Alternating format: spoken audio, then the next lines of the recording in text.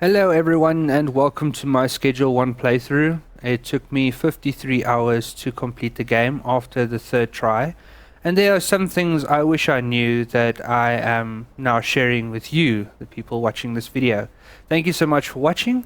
If you do have a problem with the lag, there is a PayPal link below. Put in some money for my 20-year-old machine so I can upgrade. Other than that, the people that don't mind the lag, enjoy the video, and I hope you learn something from this experience. Please do like and subscribe to support my channel, because I'm trying to raise some money from my channel. Also to upgrade my PC and to put in more games so you guys can watch it. Anyways, without further ado, check it out. Just to give you an example of how slow my PC actually is, I couldn't even do the skateboard trick. But basically, we're going to take you from this to this with the help of my self-studies and everything, without having to do hours of this. I mean, OMG, right? For starters, a very good thing to know is this area in Westville at 12 o'clock at night. You'll find one of the Benzies dealers popping out.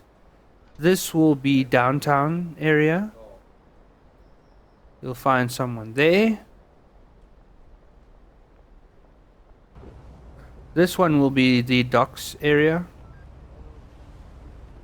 You'll find people there that you can shoot at night.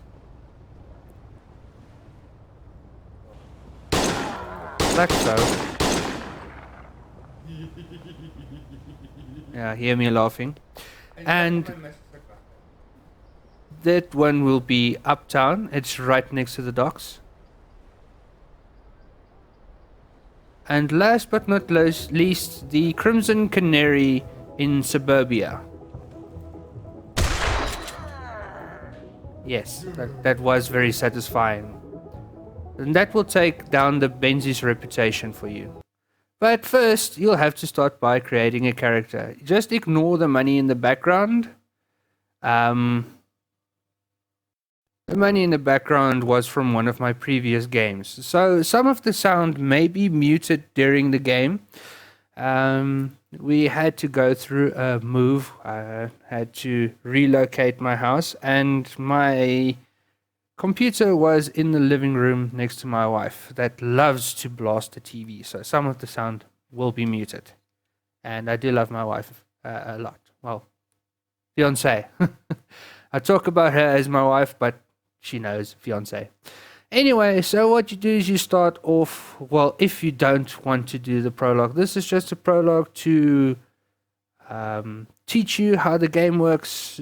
What you simply do is you basically pick some of your fine grown product. I'm not going to mention it. I'm scared YouTube might give me trouble about it.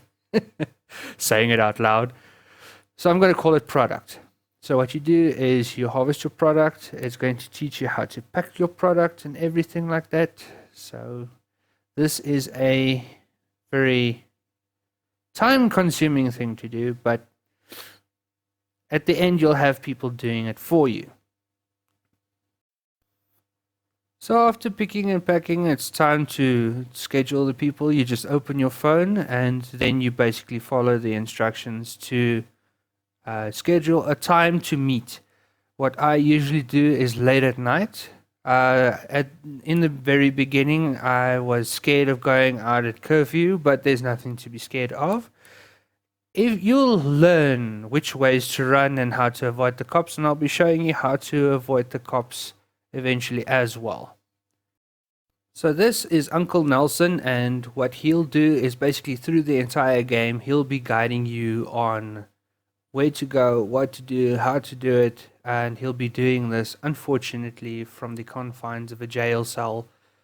And this is where you basically take the UV truck, drive into town, make sure to follow the arrow. I haven't turned left yet to see what's there, but anyway, not gonna worry about that too much.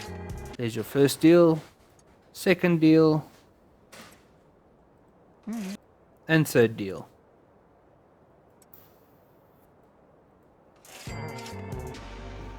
So after completing your deals, they'll be telling you there's another person in town. And then you basically look up your contacts, you'll see that the person is marked. You can do this in a real game as well. Giving the client a sample will make them a client of yours if they like it. If they don't, unfortunately, they won't become a client. But don't let this stop you. Keep going. You'll eventually get them to agree. After buying your soil, the cops will try and search you for any product you may or may not have, and then warn you that they'll be coming for Uncle Nelson, which you don't take as a heavy threat, of course. Then these guys will put up a fight, basically telling you, no, Uncle Nelson owes them money and what, but you'll get the product anyway because they're such stand-up gentlemen. Whatever. So basically, when finishing up with these guys, you head back to your truck, drive back up to Uncle Nelson, and then you're basically going to talk to him and tell him exactly what happened in town, and then you're gonna finish up your product and go to bed.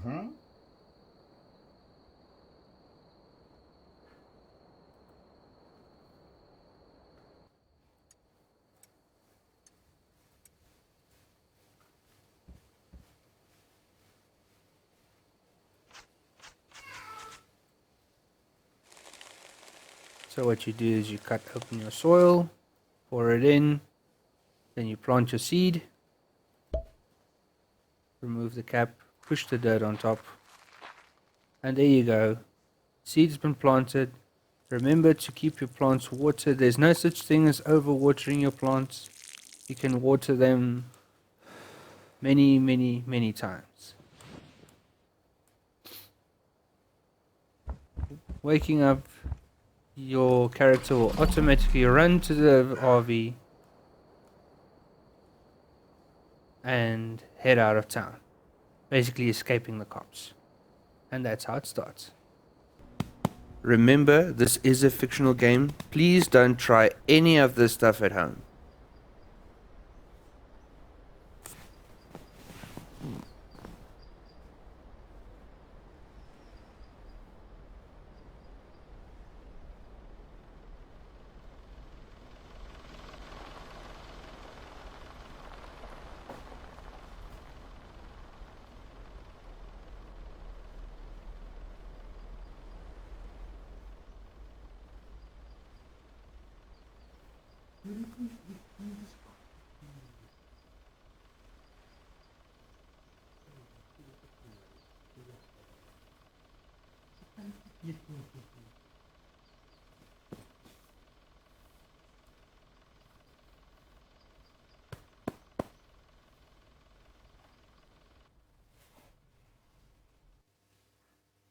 Yeah, so please ignore the voices and sounds in the background of that video. I wanted to keep the audio in, but my mic was on. I was trying to tell my son not to eat that, and I was basically dusting crumbs off myself after feeding him. He's only a year old. So, getting back to the game in hand, this is basically where you create your character. I created my character to look more or less like me. The grey hair and everything. My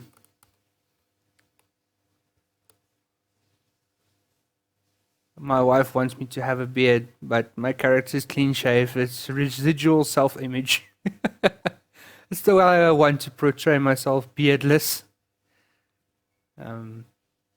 Yeah, you can pick the color of your shirt, you can pick the color of your pants, what type of pants you're wearing, the color of your shoes.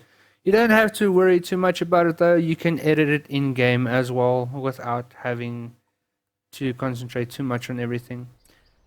Getting back to your van, this is basically, you start off with this. Nothing that you had before is in the van. But I suggest in the beginning not to go out immediately. Water your plants, get your plants because your RV is about to explode. So whatever you leave in the RV, you lose while going into the game. A bit of a mess up, really. And if you don't take these items, you're going to struggle in the beginning. So Uncle Nelson is sending you a message telling you it's a good idea to meet him and everything. So just give it a sec. Start with this first.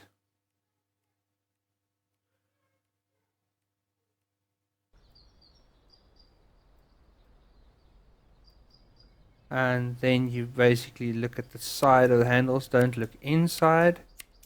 Continue by cutting. If you can't see the plants, just press the escape button and move to another side and try it again. Continue by taking the lights and the stands and everything, and then pack your product.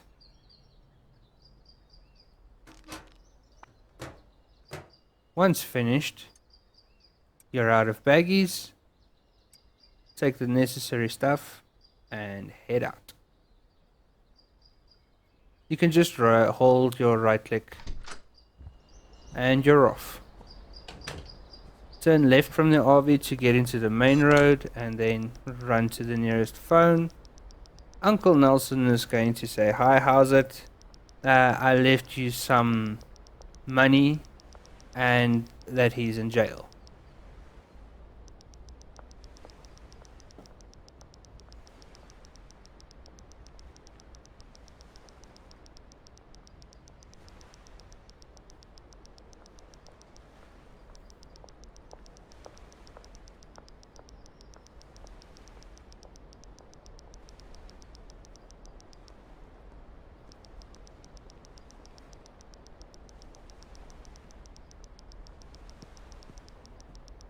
So after talking with Uncle Nelson, you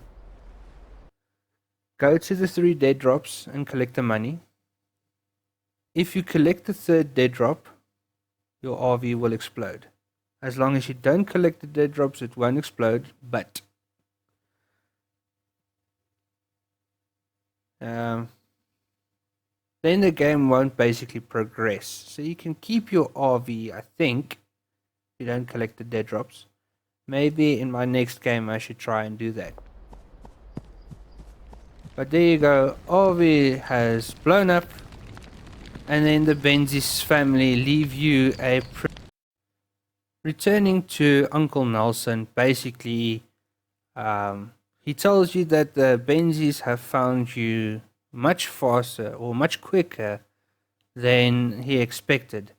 And at the same time, he offers you to go to a motel and purchase it for a low amount. I think it's $75 for the week. But once you've purchased the motel room, it's yours basically to use forever. So not sure how that works in the business world. So then you speak to this lovely lady here. I think her name, if I remember correctly, it was Doris. And then you look for the cops and you say, "Okay, would you be interested in the sample?" Like I said, at this point, I was quite familiar with the game. Now, the first thing that I like to do is place everything that I've taken from the RV. Now, a lot of people keep the TV and keep the trash can and everything. I don't. I get rid of the TV. You don't need the time. You can check your cell phone for the time, or you can check there's a clock on the wall. And then you can basically discard it, throw away, or you can go sell it at the pawn shop. But since I've played the game so many times before, I didn't need to. Basically, going to any shop requires you to deposit the money before going to the shop, and then you buy your soil, your baggies, and whatever else is needed to start doing what you have to do. In the beginning, don't worry about money. to pay for your seeds because Uncle Nelson's got that covered. So you'll be fine. And if you answer that you're a gardener, this nice old man will give you a growth product to throw on your plants to make them grow quicker. So basically placing baggies is something you learned in the prologue, but if you didn't play the prologue, it's fine. All you do is you open up your soil, put it in. You don't have a seed yet. You can discard of all these things. You don't have to look at a shelf. You can basically open up your map and discard them as well. It's not necessary for the trash picker, but if you don't want to use the console, the trash picker is the best way. And then after packing all your product again in the baggies that you have, you are ready to go out and meet some people. Opening up your map, you can find the people on there. Basically run to them and then you give them a sample. You'll be getting the seeds in no time, so hand it over to them and then they'll tell you if they like it or not. And once again, a call from Uncle Nelson. So basically, Uncle Nelson is going to tell you to get in contact with Albert Hoover. You'll be doing that via SMS. And then you and Albert Hoover can communicate to get seeds for your product. Now, there's a dead drop behind the hardware store. You just basically go and put cash in there, and for the very first time that you get the seeds for your product, you don't have to pay. But you're going to reimburse him a little bit later on, which you'll be able to do very quickly.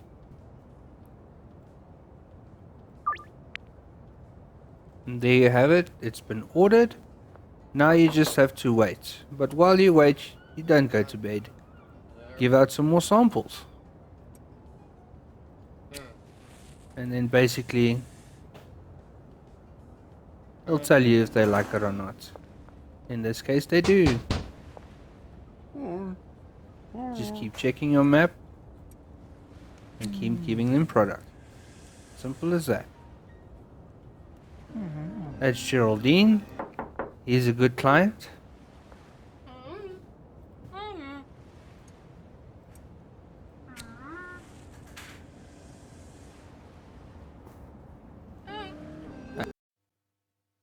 And Beth.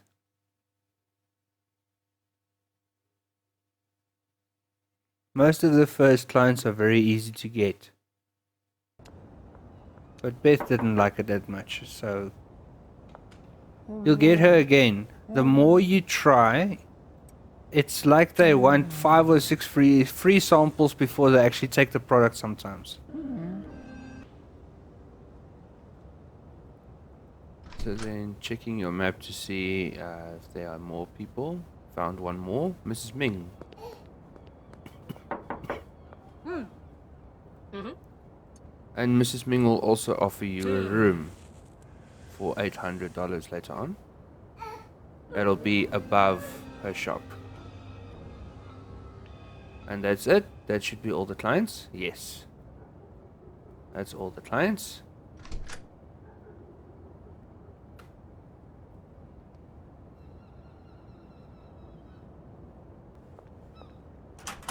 Dead drops ready to collect your seeds. Heading back to your place, you can plant the seeds.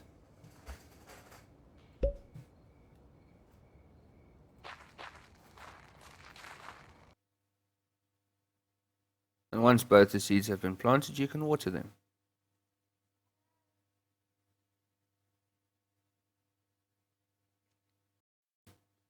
So now, after planting your seeds, watering them and picking up the trash, you have some seeds, you have some product, it's time to set the price. So there's a green bin as well outside that you can put the money in if you want to get a few dollars, but That's pocket change. You're not going to use it. So set your price at the base price multiplied by 1.4 so you can get some clients as well.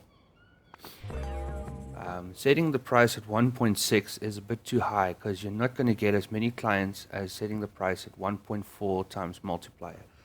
So you basically take the suggested price multiplied by 1.4 and there you have it. You have completed your first day in the game successfully and up a few levels. Yeah, most people tell you to go for 1.6. I've noticed that you don't get as many clients. Remember, the clients do push up the money, the amount that they want to pay you. So if you say, let's say $60, they'll give you 70 for it or something like that. You're gonna get your money's worth. So multiply 1.4 will be fine. Now you basically get the rest of the stuff ready to head out there. Get some more. These are the basic places to plant your product in. These are more advanced. That's why I'm saying it's a good idea to keep them.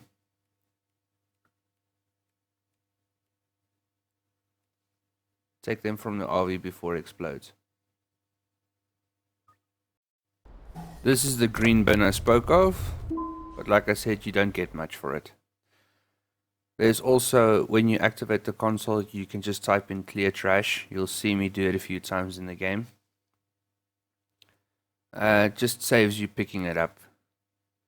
So this is how you do it. You go to settings, you activate your console. It's located under the escape key. You press the button and you type in clear trash, and then you basically remove it. It is a cheat, but who cares? It saves you from picking up trash.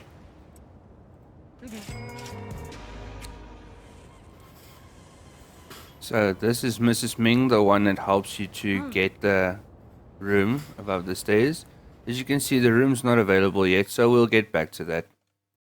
So here's where Uncle Nelson phones you and tells you that there's a room available above Mrs. Ming by the Chinese restaurant. He says the motel room's not going to cut it, and so on and so forth. You need to expand your enterprise, expand your product, and so on and so forth. And at least above the Chinese restaurant, you'll be able to get one employee at Hoodlum level 5. That there will be a place to unlock for it. But by the time our empire rises, we're not going to need the room above the Chinese restaurant. We'll basically be using the storage unit with all the money that we've gathered so far. Because of what I found. So now on night 2, you can already buy your room above the Chinese restaurant and start moving your stuff. But I'm going to talk to you about my findings. So what a lot of people haven't realized is OG, you buy for 35. The recommended selling price is 39. You can up it to 49, giving you $14 profit, right? Diesel, you buy for 35. The recommended selling price is 40. So you can up it to 64, and then you can get $29 profit. Green, you buy for 40, you can sell for 43, you can move it up to 68, but your profit's $28. See how it's going down? And purple, you buy for 45, you can sell it for 44, recommended. It's already going down $1. You can up it to 70 and it'll give you $25 profit. Notice how it's going down. So that's why I recommend using Diesel and OG. Because the other ones, you're basically just losing profit. A lot of people haven't found this out yet.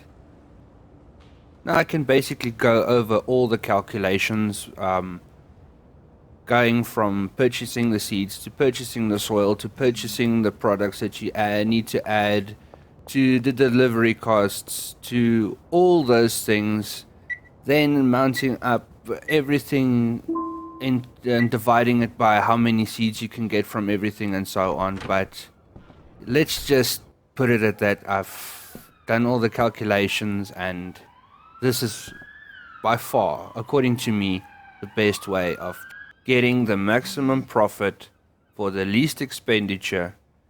And after moving everything into your hotel room, you can basically get started with a little bit more of a little bit more. But you have to play the game you want to. This is just my suggested method. Now, moving on back to the game. Now, you might have noticed that I like big shelves and my money is dwindling, but I don't really care because you're going to make up the money once again by selling a lot of product. And this is where Uncle Nelson phones you again to let you know that... So basically Uncle Nelson is going to tell you that you can unlock Benji by talking to Beth and Ludwig and, selling them products to get you a dealer. If you want to raise your XP to the maximum level as quick as possible, I don't recommend using dealers, because the more product you give to your dealers, the more XP you lose. You can gain a ton of XP just by doing the deliveries yourself. Also, if you need money, don't use dealers. Basically just deliver the stuff yourself. You'll also notice that you have a rep with your clients. Another recommendation is to fill up you'll see there's a bar under your customers list on your cell phone. Fill up the bar to max before you hand them over to your dealers. But once again, this is just a suggestion. If you don't like running all hours of the night to give product to everyone, hand them over to your dealers. You basically play the game the way you want to. So this is the game, collecting product, growing your stuff, and seeing how far you can get. And it was time to upgrade to sour diesel. So I was still using the old pricing method. But next time I play the game, I'll do it better. Some of the things I discovered while playing the game, especially the mixtures that I got. There's a calculator online. So I sat for a few hours with the calculator because my career was boring. I had to sit in a vehicle the whole day and wait for stuff to happen. And I basically sat and played with the calculator for almost 8 hours. But it was a good thing I did, because I found the best mixtures in the game. So as I said in the beginning, you basically do everything yourself.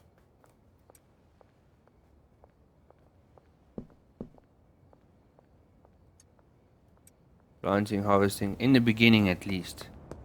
It's basically until you get to Hoodlum 5, where you can get better dealers. Well, better dealers, and you can get people that can work for you. You basically pay them to do the work for you.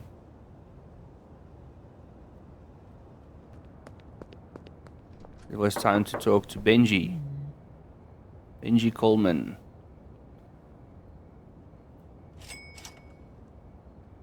So one of the missions in the game is to give him at least three clients. You can pick any three. A suggestion online is to give them the people that don't pay much. But this also amounts to XP and money that you can receive if you... Remember, every client gives you money, gives you XP. And every time you hand over a client to one of your dealers, you lose 20% of the cut. And possibly they get mugged. Remember to advertise your product as selling. Your dealers will sell anything, whether it's listed as selling for you or not. They'll basically get rid of the old stock for you. So you don't have to worry about that. The dealers have their own way of doing things. They do, however, sell it according to your price that you listed online. So if you are seeing that your dealers are not making money, it can be one of two things. Either you have put the price too high, or listen to me breathing out loud. You can either drop the price lower, or you have to give them a different product. And it was time to sleep again.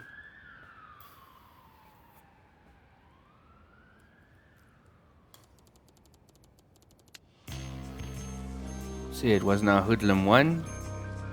The mixing station has to be placed inside the room above the Chinese restaurant to complete the mission.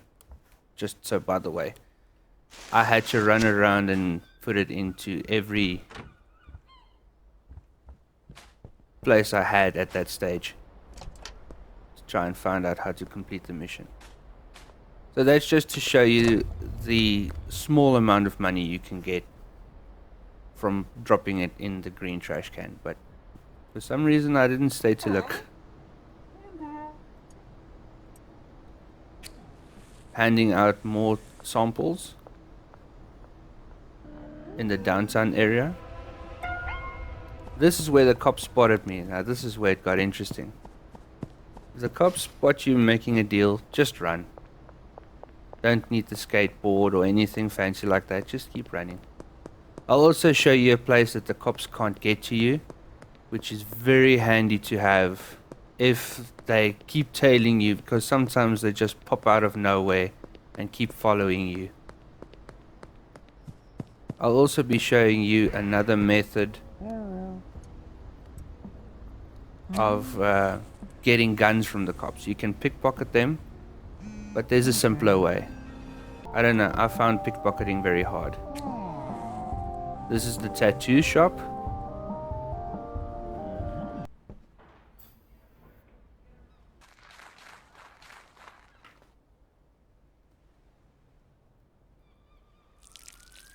And this is fertilizer. It basically ups your product with 1. That's why I was using the fertilizer. You don't have to, but it gives you premium product. By the way, a lot of these recordings were made late night. That's why I'm breathing so loudly into the mic. Sorry, I can't remove it because my recording program seems to be giving me a lot of trouble with this very long video. It keeps throwing me out for some reason. Come on, Beth. Still not. Just keep trying. She'll get it eventually. Even with the best product, they sometimes say no.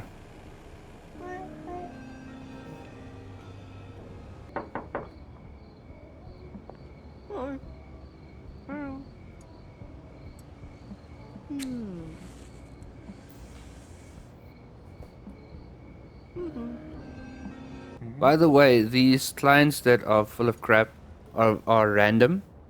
So for me, it might be Beth. For you, it might be Kyle or Geraldine or whoever. Like I said, just keep going. Oh, by the way, a lot of people found this very difficult. Just hide behind the trees. The cops won't be able to see you. You can also do this thing where you run in front of the cops, you go to the hiding place, then wait, and then when you come back, they won't even spot you. You can almost walk in front of them without them seeing you.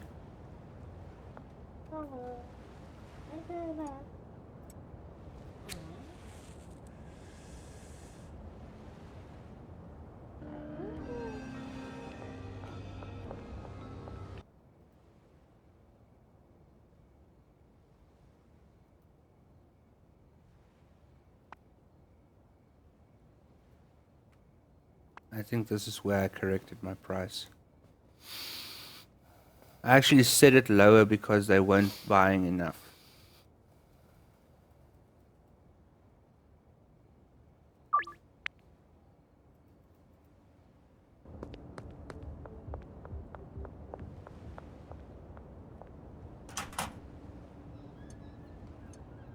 Like I said, the dead drop is behind the hardware store, where you buy all your things. It's simpler that way.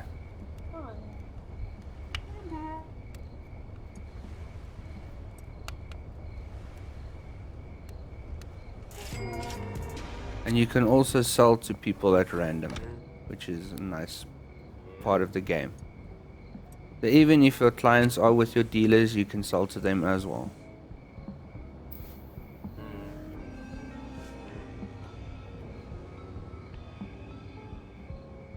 Now at your shops you can buy spray cans to paint the area and so on and so forth.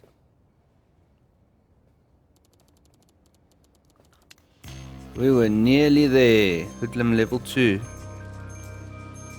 By the way, the soil thingies that you buy to put soil into your pots, they don't really work, they don't really do anything.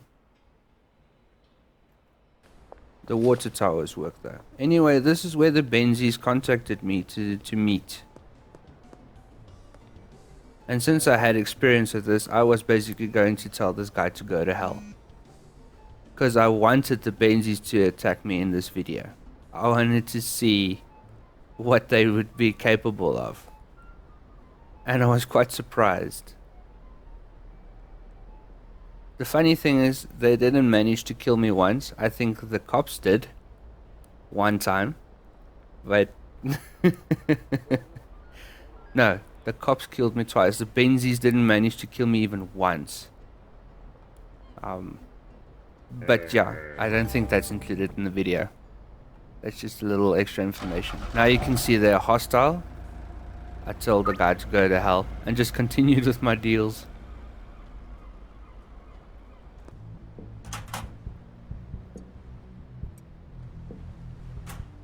Also, the dead drops are scattered throughout the area. You won't find the same dead drop more than twice, I think. If you're lucky, you'll find it close to home.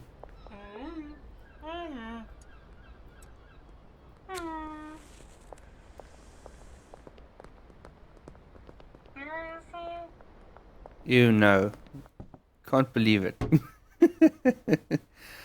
If you're struggling a lot, you can also mix the person's favorite stuff to get them to be a client, but I didn't go through all that trouble.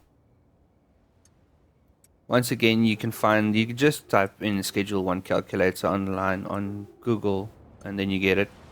Or whichever search engine you're using, probably.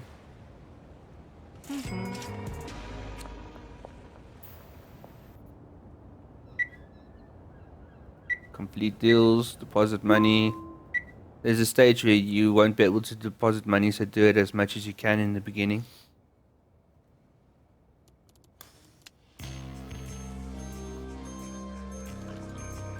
Mouthwash, very critical part of what we're going to be doing a little bit later on.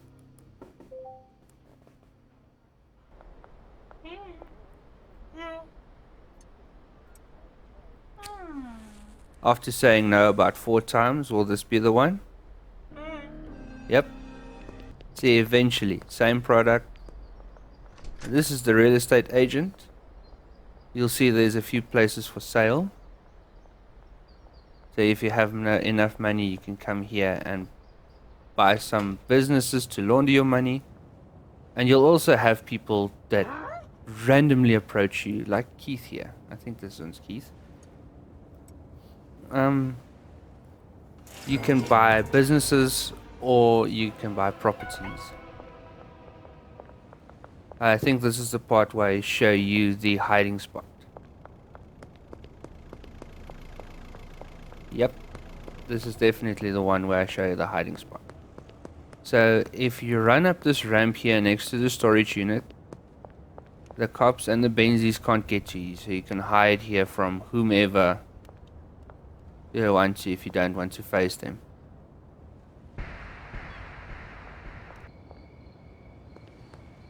And it was time to get your second dealer, Molly. She's located in the downtown area.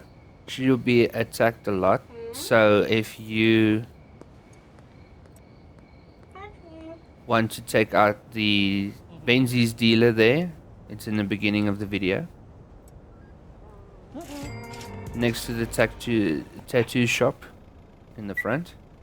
Wait until 12 o'clock when he pops out. Apparently, whacking them over the head with a baseball bat and dragging them into the ocean reduces your reputation twice in that area, the Benzies reputation. But I wasn't prepared to spend another 16 minutes in the game to find out. It was very hard hitting them with the pan. Or the baseball bat for that matter. So it was time to buy the, I think, storage unit. Can't really see, my screen's too small. Yep, it was definitely the storage unit. And here's the storage unit, the Stash and Dash. My favorite place actually, because it's very easy to set up your operations here. It's also the best area, well, the first area you can get decent staff members to basically do everything for you. Another phone call from Uncle Nelson telling you that Benji can help you move product quicker and that you can purchase a mixing station from Dan's Hardware, basically where you put the dead drop at the back. But what he doesn't tell you is that you have to place the mixing station on at the top of the Chinese restaurant in order to complete the mission. But that's okay. You'll be able to figure it out in the end. Also tells you that the more you mix, the more money you can get. Yeah. For the purpose of this video, I did the 8 mix. With my next video, if I make a next video, it's probably going to be the 4 mix, which is also included in this. Oh, I was talking about my radio.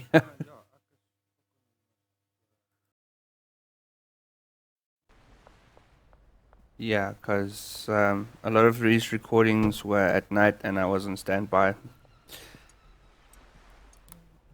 Late at night, if I might add.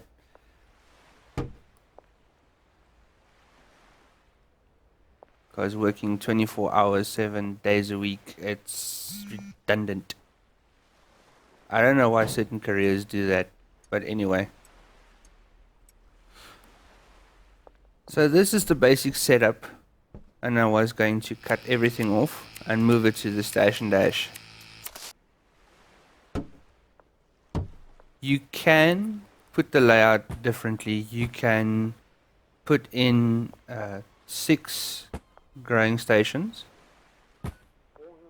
and 2 drying racks, or you can put in 8 stations if you don't want to add the drying racks.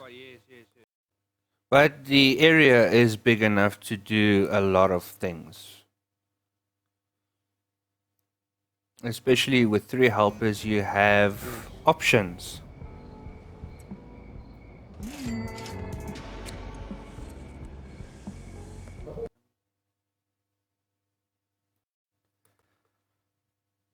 So basically, ending off the day having to get more stuff. I was now at Hoodlum 5, so now I can purchase more goodies from the illegal store.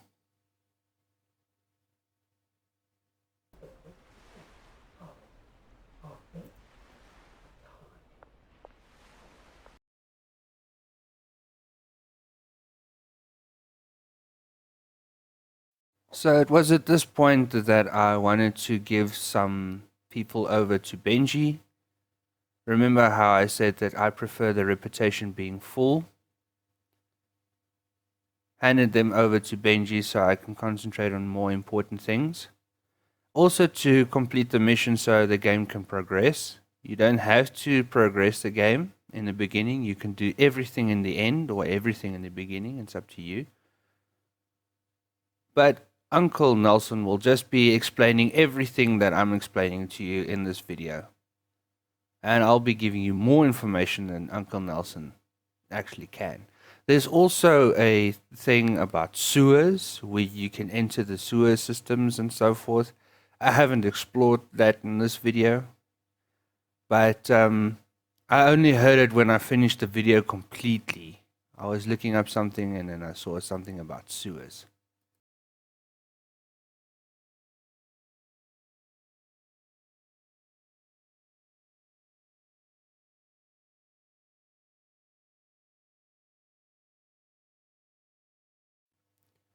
So going to the underground and knocking, they'll first say they'll heard of you once you reach Hoodlum 5. And upon entering the place, you can see there's a guy selling weapons.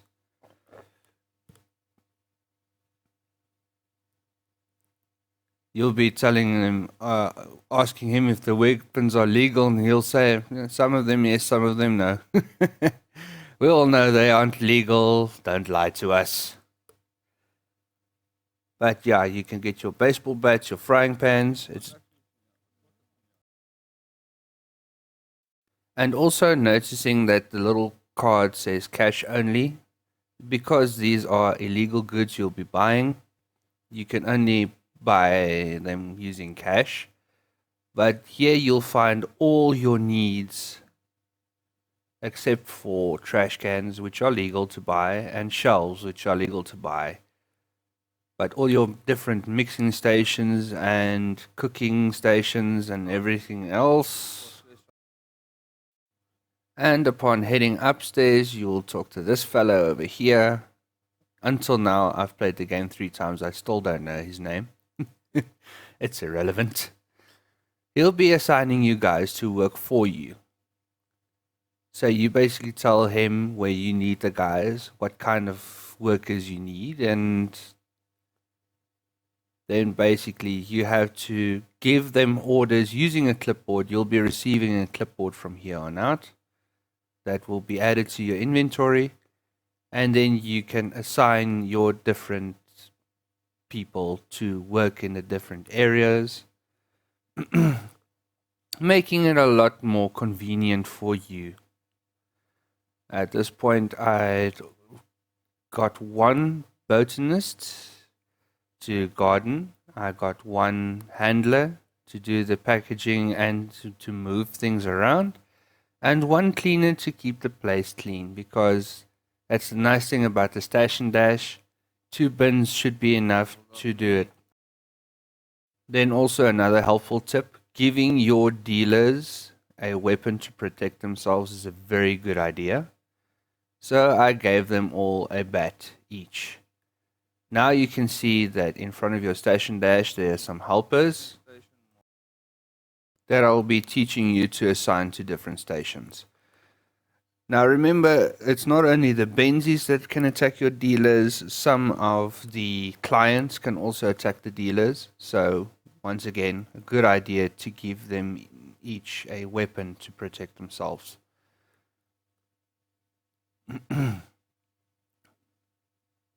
Sounds silly, but it happens. And you will be getting random messages from your different dealers that they have been mugged or whatever. So then you just have to go and replace the products, and sometimes you have to replace the weapons as well. And also sometimes you'll be busy with something and people like Keith over here will scare the crap out of you while you're busy placing shelves, and he'll be running around going, I want my stuff, I want my stuff.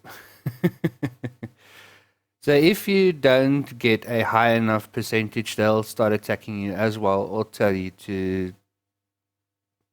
shove it or whatever. And sometimes if you don't give them the right percentage, they'll just start attacking you. Now the reason for removing those pot plants is it's the basic first one. You want to get the water, the moisture pot for all your stuff. Otherwise, your guys are going to walk around pouring water all the time. It just saves your botanists from basically running around and watering them. You get an air pot as well. Once again, not suggested because the moisture doesn't stay inside. They have to water them every 5 seconds. It will delay your product. Not a good idea. And this is where I placed the packing station Mark II. It's just a quicker packing station. Also better for jars, then you don't have to do the jars all the time. Now with your people, you have to assign them each a locker. You can give them a bed as well, but the beds take up more space. The lockers take up less space. So then you just basically give them their tasks. These are what you are assigned to. There's your supply cabinet. And then you can start working. Now you just click on every plant. Press your use button. Mine is not default, so I won't be able to tell you what the use button is. You tell him what you want grown. If you leave it at the X, it'll grow basically anything. But this can confuse things. And this is where I realized, oh crap, I don't have a shelf for the seeds to go to. So I was going to amend this a little bit later on. Planning. Poor planning promotes poor performance. This is basically what happened over here. Well, not to let that stop you. You just give orders to the rest of the people. You tell them what to move, where to move it to. Assign them lockers, put money in the lockers as well.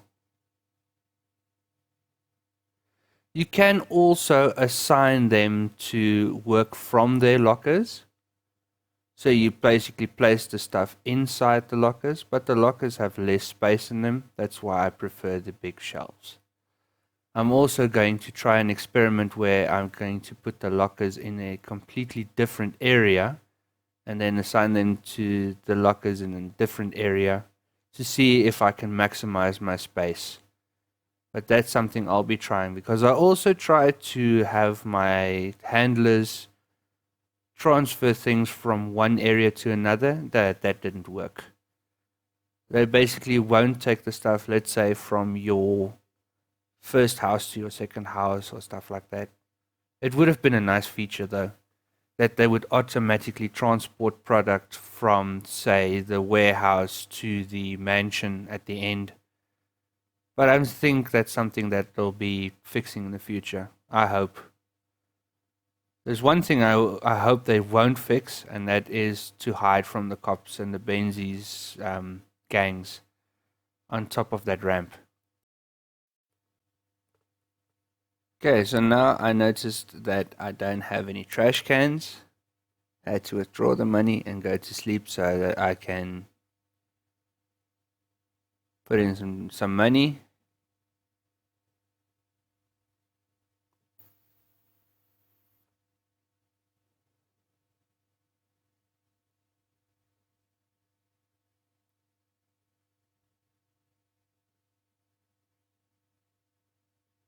Otherwise, they won't start working. You can also wait until the next night. Make sure you've got enough product before you buy the other place to make the move.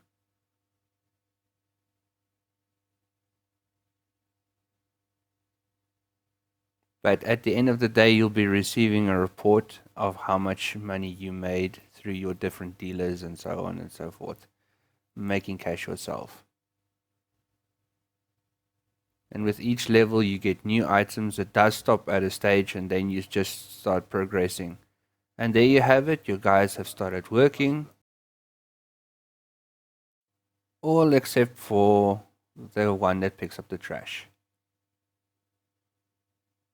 It was time to meet Albert Hoover to get more seeds. Now, if you want him to deliver the seeds, then you have to order your dead drops until you get to the maximum amount of dead drops. And then he'll send a message, listen, it's not going to help when you meet him. You order the dead drops, and then basically when you have ordered the maximum amount of dead drops, He'll send you a message that you're on very good terms with him, and he'll have the stuff delivered to your house instead of you having to run around and meet him all the time. I have, for the purpose of this video, I have met him over and over and over again in the game, but he still didn't allow me the option to deliver to my house.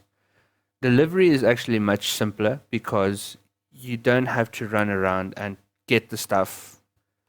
The product is deducted from your credit card. I'm going to call it credit card or credit fund or whatever.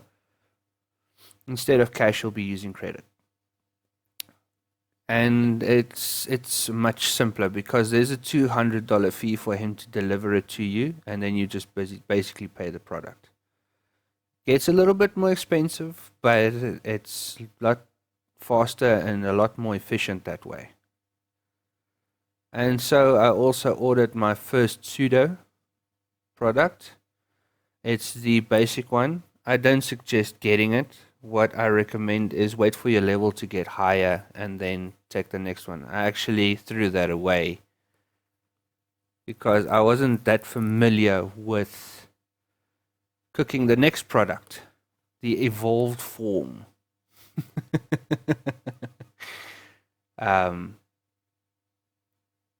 Yeah. So then that'll be showing you a little bit later on, as well as the mixes for, once again, getting the most out of your product. But this is basically setting up the filter system. You've got a filter system that when the deliveries come, they will put everything on the shelf.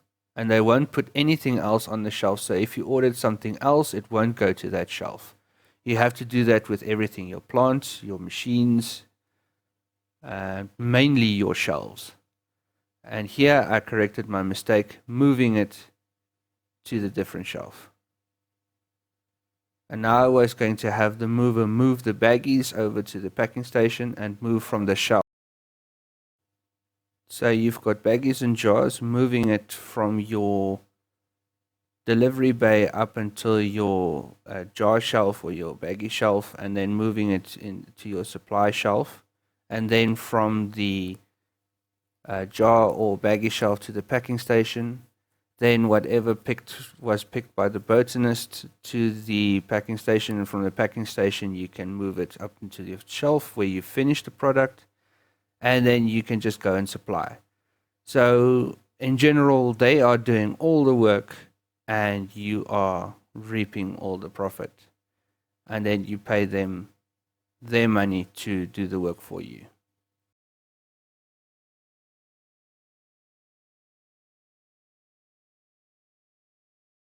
Let's watch them work.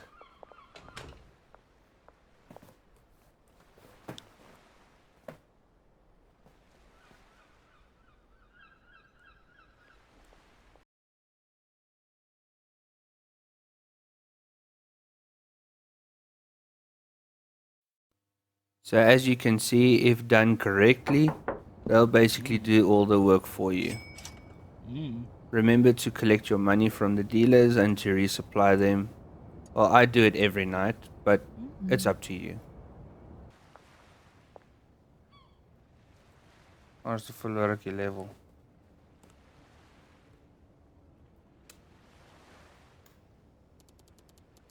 I was basically exclaiming that if you go to collect your guns from the cops, it's a good idea to do it in the morning and not in the evening. And it was time for me to spray paint, which also I'm not going to be doing in the next game. I'm just going to be shooting Benzies dealers.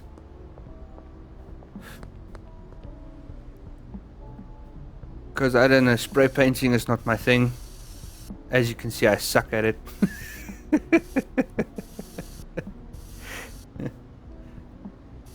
The thing is, you have to kind of do it quickly, because if the cops spot you, that was one of the times I was caught. You have to hit the escape button and press the finalize in the middle of spray painting. There's a thing that you can use to clean the wall and start again, but I haven't tried it. There's a place in the game that just says max next to the one gas mart in town where they actually caught me. But holding the spray can will show you the area where you need to spray paint, if that's your thing. I did start getting a little bit more creative though. Even though it looks crap. Max Green was the name of my company and I didn't know what else to paint there, so you can just put a dot or whatever you want and it'll still decrease rep with the Benzies. And it was time for me to get some guns. Yeah! Listen to me laugh while I hit them. By the way, no cops were killed during the making of this video. What the hell? Once again, sorry, I didn't know my mic was on. Bong.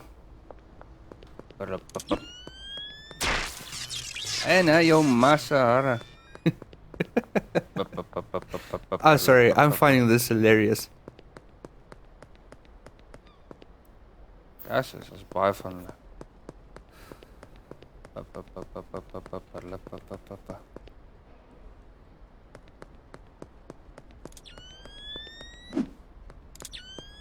Nearly had me there. Oh goodness. Ek hoef my opvolg. So as I said, this is a great spot because they can't follow you up.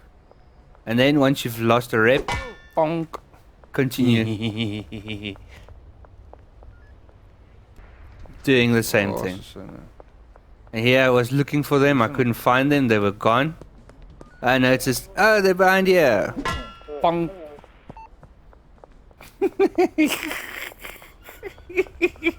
I was like a little kid. I'm sorry.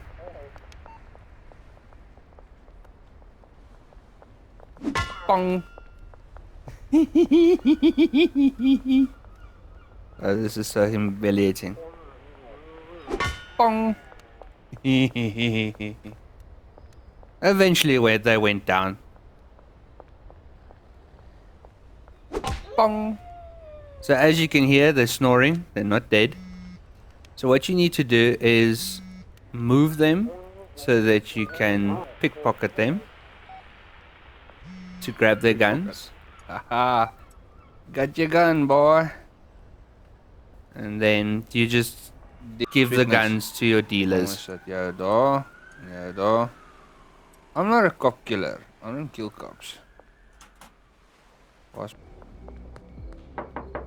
Yeah, it's not. Ek wil net gou vir iets hier hou. Geef my die bat. Vat die gun. Daar is hy. Kan my wegpush. Daar is hy. It's not the same matter in GTA, obviously. Just in this game. But yeah, no cops were killed during this. I just wanted the guns. And pickpocketing for me is, well, not in this game, no. So I stashed the bat here for in case I wanted more guns. Because this is the best place to actually get guns. You can get guns in the very beginning of the game. You can use your fists as well. But the bat's much better. You get the bat at the basketball court. It's just lying there. You just pick up the bat and just start swinging at cops. And then you can get guns and bullets. So you don't need to worry about the Benzies. And I started arming up for the Benzies because they were about to attack very, very soon. The higher level, the more chance there is for the Benzies to attack. And every time you lower their rep somewhere, they tend to get a bit furious. Now, this is basically, you go to your deliveries and you order the product. 2, 1. Dance hardware is hier so. And then the handler will do the rest. If you set it up right. If you set it up wrong, check your settings. En dan sit hy die swaal op die rak.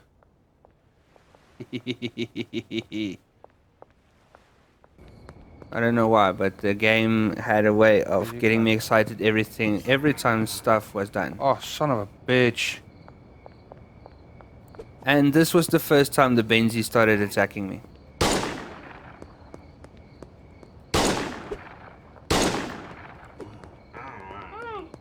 Make sure to have some cuke on you.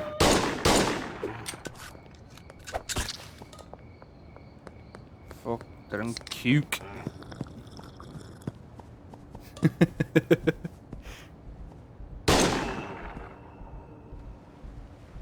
Now, also notice they don't have a lot of stuff on them, so you can just leave them there.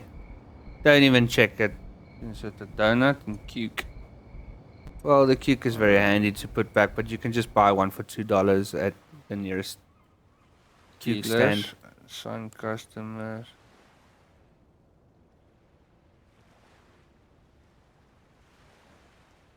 Geraldine en Peggy.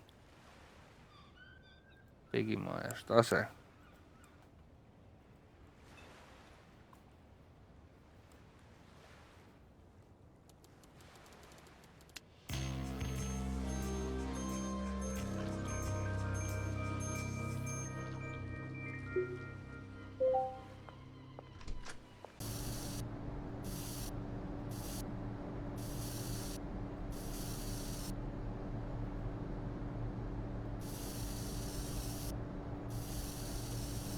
Just to avoid confusion, I was painting a rose.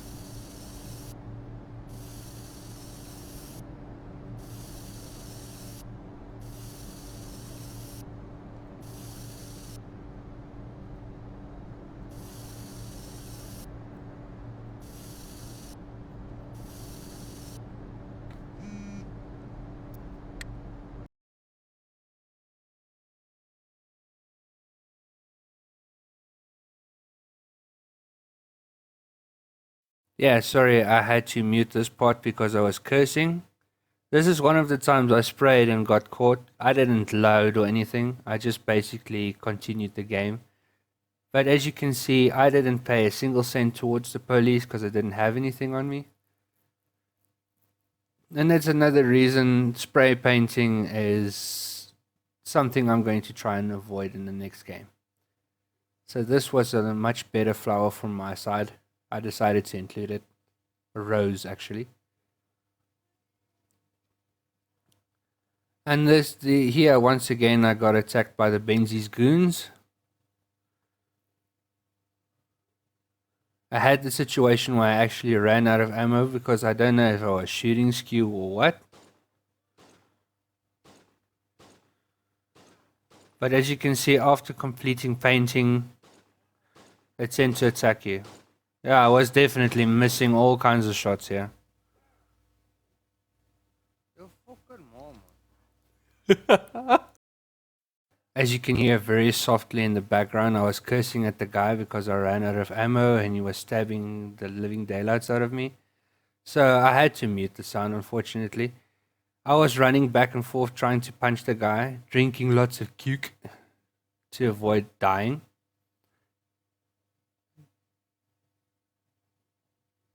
So it's always a good idea to carry extra ammo on hand. I had extra ammo, I was just missing the whole time. So remain calm while these guys are attacking you in order to take them out. As you can see, I did succeed in the end. Yes, Elizabeth Homely. Is die? Ja. Elizabeth Homely? I like it. For example. I don't know, for some reason I like talking when I'm playing games. That's why I think I'd make a very good... Not what I'm after. And Lucy? Very good streamer. Maybe it's because of me practicing doing streaming. Alright, for example. Because in streaming you have to talk the whole time. So now I'm even doing it off stream. Yeah. And then Eugene Buckley. And this was all done at the same place. Alright, it's for example. But as I said, I didn't even know the mic was on. Because I switched it off.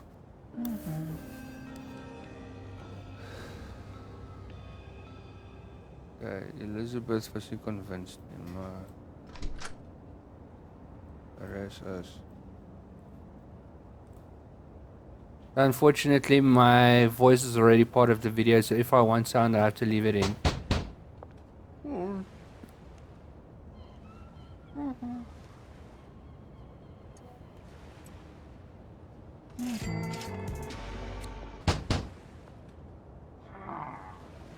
See, any sample you give out will give you new customers, so it's important to give samples to as many customers before you go to sleep. You'll also notice that the timer will never go past 4 a.m. So anything you have to do, you can do at your own pace. That's also why you do the deals at night, at the latest. Now this was my biggest pain in the ass, because he wanted a specific product, but at the end I'll show you that even he can be persuaded to take product from you.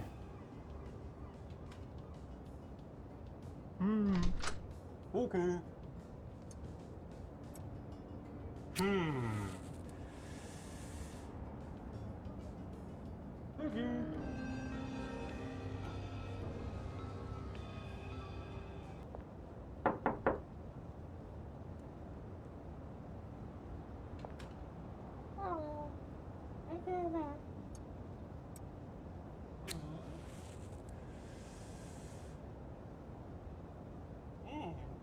You know. Okay. And with all the spraying, the docks has opened.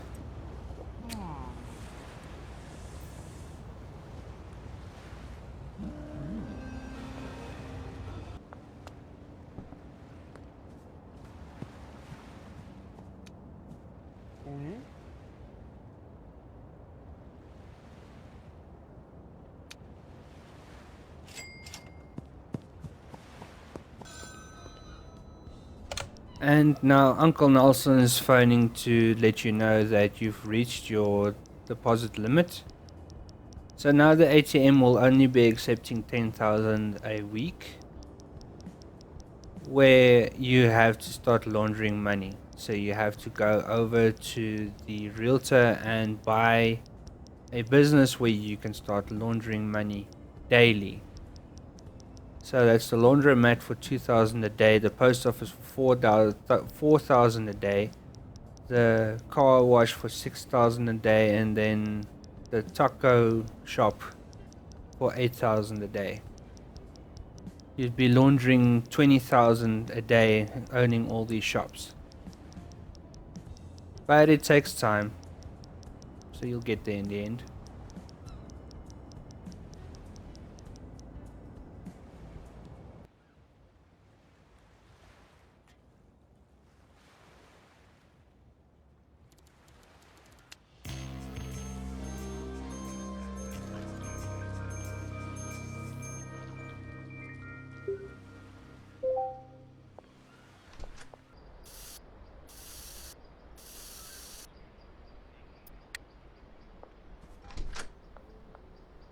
So then after spray painting on the side of the wall, I decided it was time to buy a business.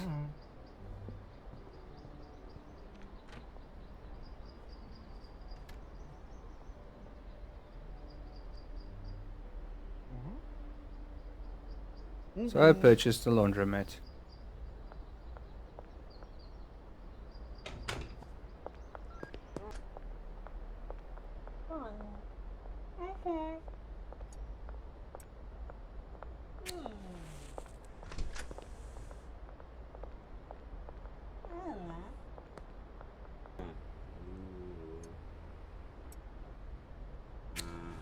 So that previous one was just to illustrate that it doesn't matter if you give them a baggie or a jar. They'll basically tell you no if they don't want it. So the amount of product won't really increase your chances of them saying yes or no.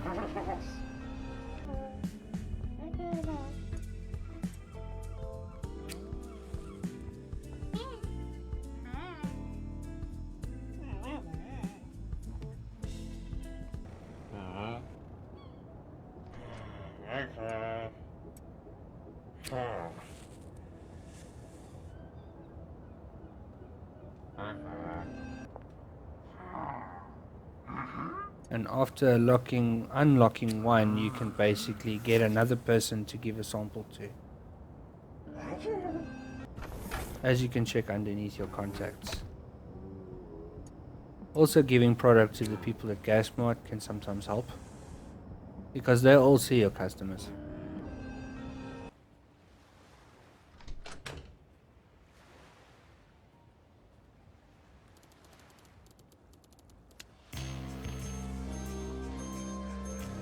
Iodine is one of the important products.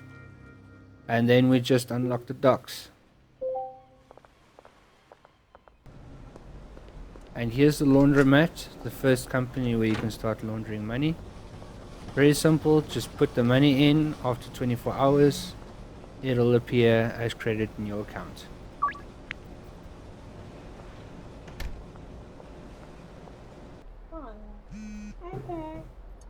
Like I said, just keep on trying with your clients. They will say yes eventually.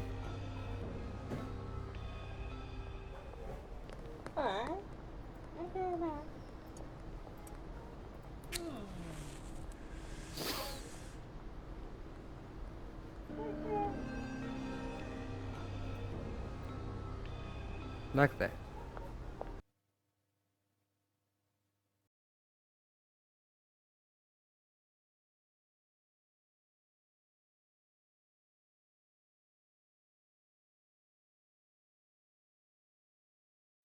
So this is basically just to show you what I meant with it's easy to get guns when you have the storage unit. You just basically grab your bat from your shelf inside the storage unit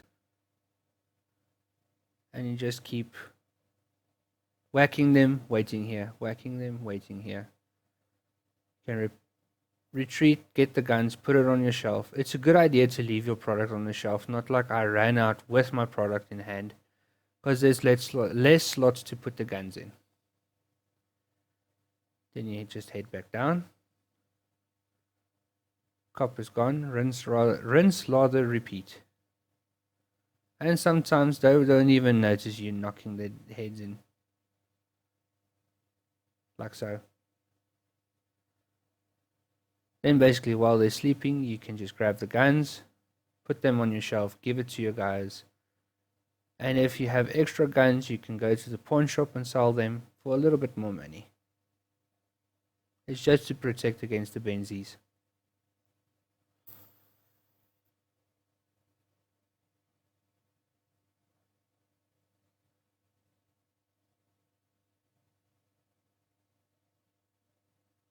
Also a good idea to sometimes accept deals while you're busy getting guns.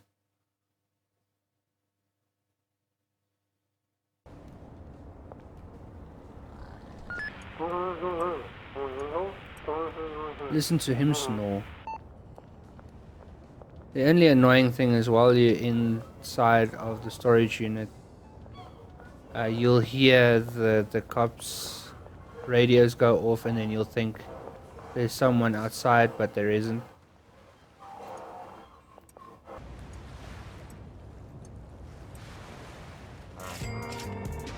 After completing another day's deals, you have a lot of money in store.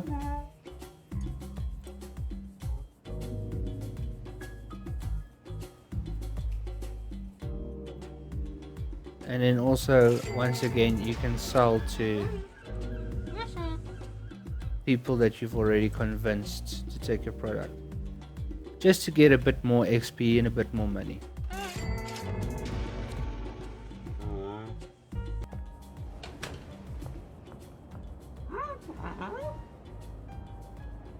And then of course you'll have people run up to you. With a jar you can persuade them to give you a little bit more money. That's why jars are sometimes better.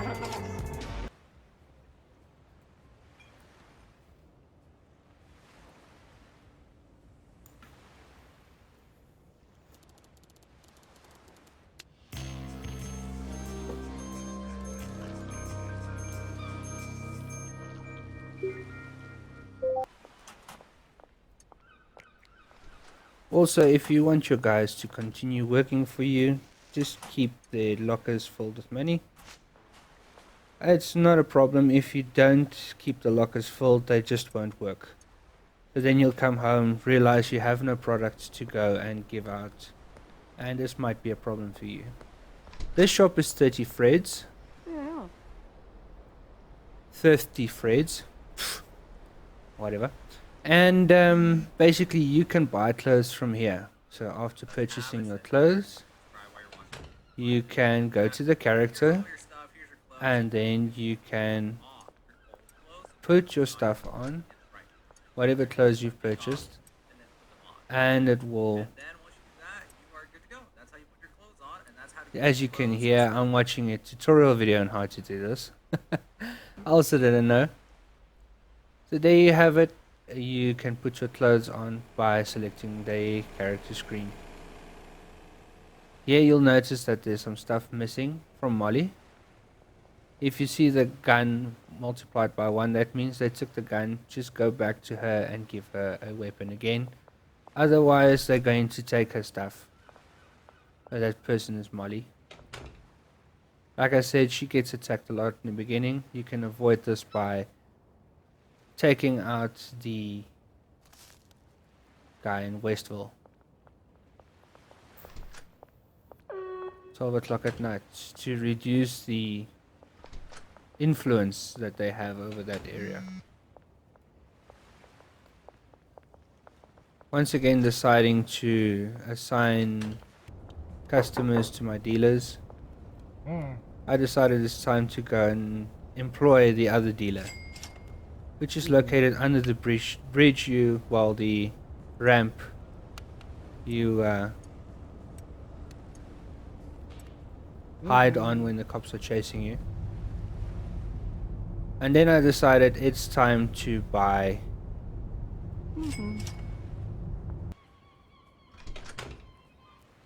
was time to purchase the bungalow, which is in the downtown area, the Westville area, sorry. And this will give you a little bit more space to work with. Also very spacious. The only problem is the counter in the kitchen prohibits you from doing a lot. And I made the mistake of trying to put shelves behind the mixers so that the guys can carry the product to the shelves and then to the mixers. You don't have enough handlers or movers to do so. So ignore the shelves behind the mixers. You can place the shelves there for yourself, bring product home and put it on the shelves, and then when the mixer's empty you can place it yourself if you want to. But that's something for you and not for the guys working for you. But you'll see my layout a little bit later on. I was basically just experimenting with what to do. Also, that was my first mistake, placing a pot plant in the corner. Your person working for you can't get to that pot plant for some reason. So you'll see a bit later on it's going to be empty. That's why I left it in the video. But this is just an example of how your layout is going to look if you were going to continue growing product here, which I eventually upgraded to the next product. And this is also where I decided I need to move a little bit quicker. Now you can buy the golden skateboard, but there's a lot of dirt roads in the game, and a lot of people recommend the golden skateboard. I like the ground board because you can drive over ground. Like here, for instance, the golden skateboard would have gotten stuck and you'd have to walk the rest of the way. Where the off-road skateboard really does the trick on going both on and off roads without slowing you down too much.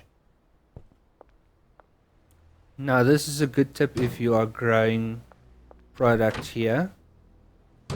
Place the bin in the middle of the first room and only the first room. It's not necessary for the other rooms.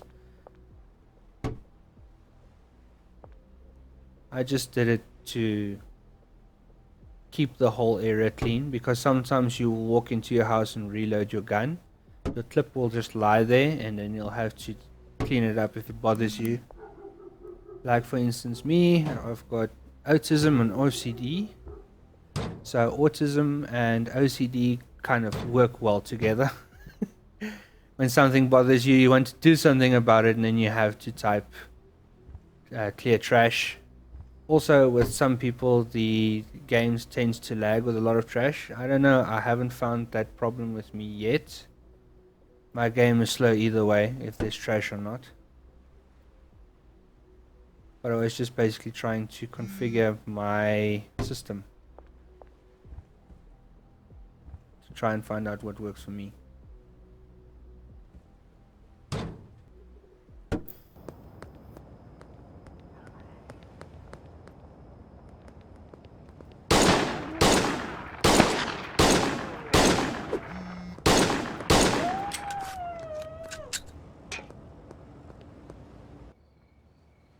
So after the Benzies tried killing me yet again, without succeeding, continued placing my area. And once again, just wanted to show you guys, you select all your parts,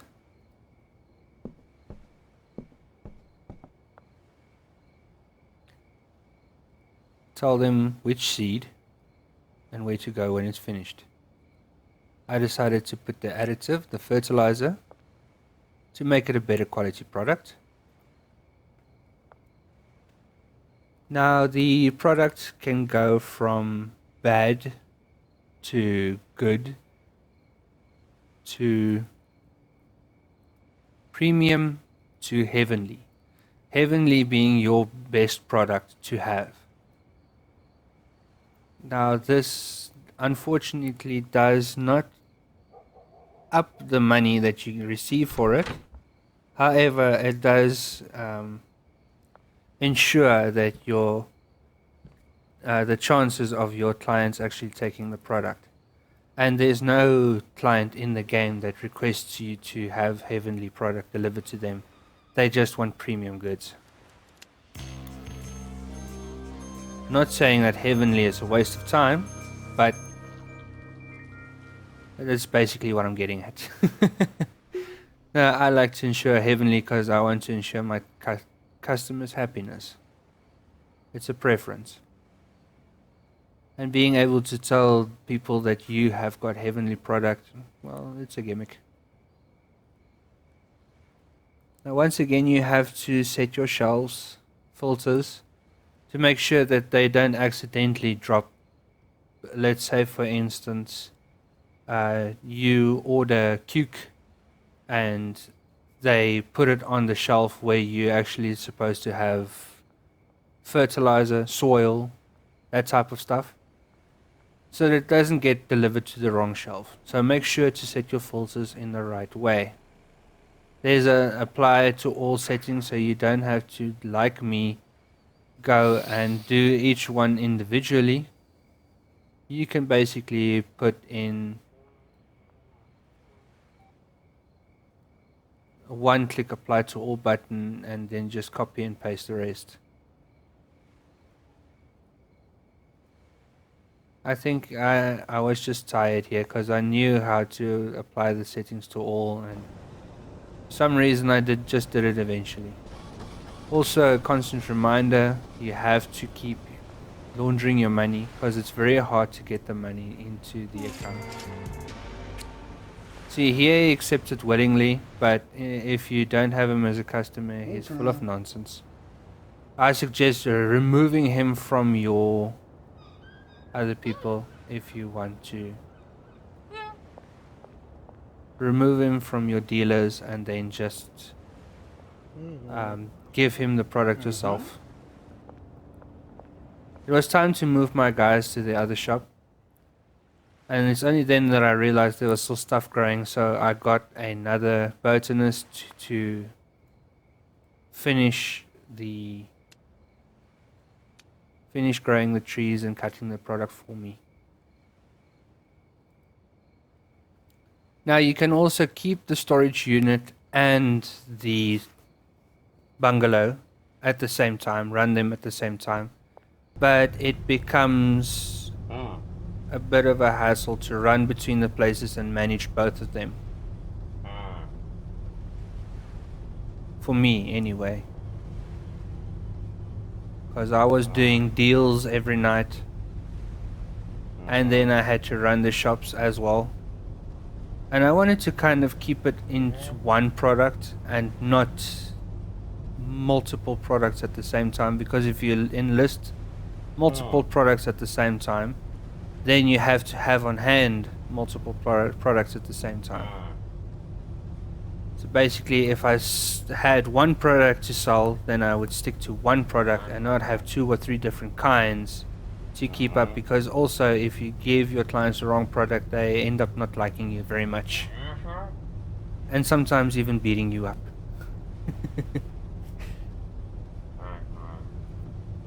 And also the internet is a bit wrong, but I'll be showing you that a little bit later. The mansion can take 10 people, the docks can take 10 people, the barn can take 10 people. The storage unit where I'm in now can take 3 people. The place above the Chinese restaurant called the Sweatshop can only take 1 person, whereas the bungalow can take 5.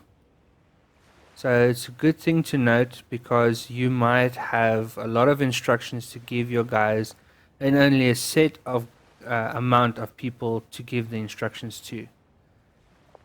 Now at this point you'll see the storage shelf is empty. I don't even know why I supplied him a shelf to get his stuff from, because I didn't want him to grow anymore. I wanted him to finish up and then be done with it. So I didn't have to go to that shop anymore.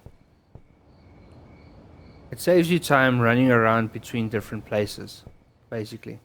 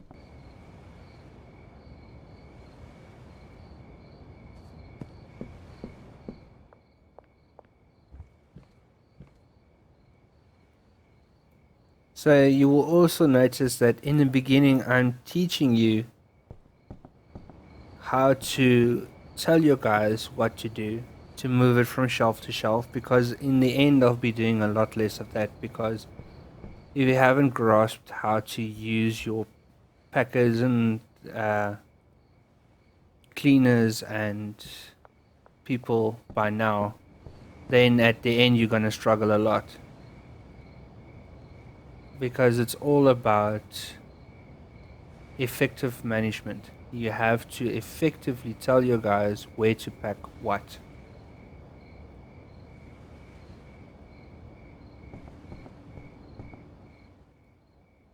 So you have one going to the supply shelf and one going here to the back.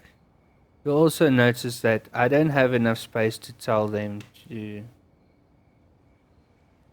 take it to the mixing machines. So here is where I started getting confused. Because you'll be busy thinking, okay, I want this person to do something, and then you'll tell them to do something completely different. It happens from time to time. The chemist also, I've noticed they don't have a supply shelf, which sucks completely. Because the chemist doesn't take their own stuff to their own shelf. Basically, someone has to do it for them. If the chemist had a way of having a supply shelf, this would have been so much easier. With the shelves behind the machines, they could basically put on their own product. And then you have one person to take everything to the mixing stations.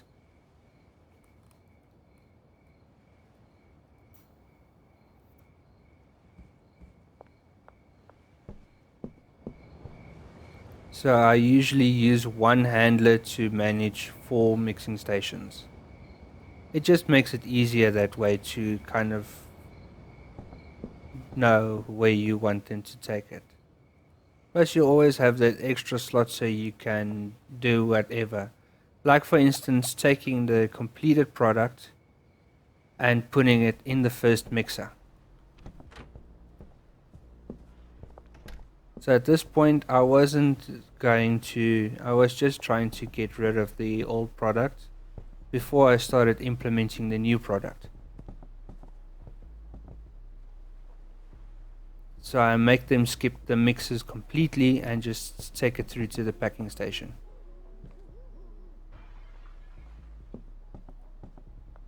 That fighting sound is something you'll hear a lot in the game.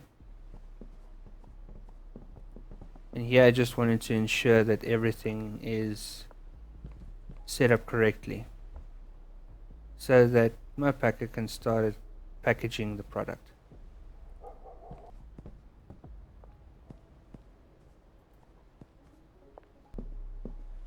See, now you can see in the corner there the pot's not being used. That's why I said before, don't place it in the corner. For some reason I can't reach it, so just move it to an area that you know they'll be able to reach. And then just remember to tell them, listen, this is your pot. Take care of it.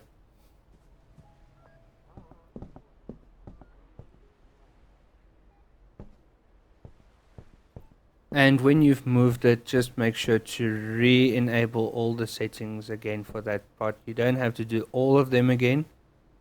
Once again, I'm just ensuring that everything runs smoothly.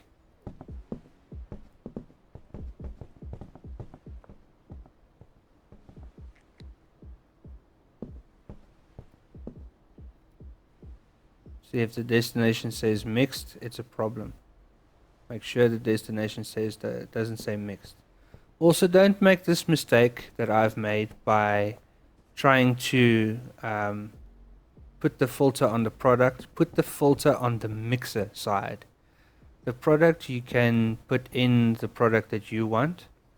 But with the mixing stations, I'm versatile, because sometimes you'll be doing OG, sometimes you'll be doing green. So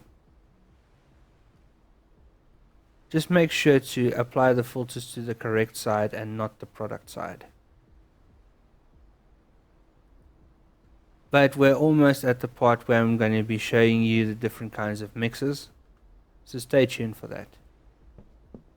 I'm also not going to be saying the products out loud, because there are some products that I might get monetized for on YouTube, so I'm not going to say the products out loud. They're going to be like, yeah, you can't say that. Oh, see that little blue marker there? You'll get a message, the money has been laundered.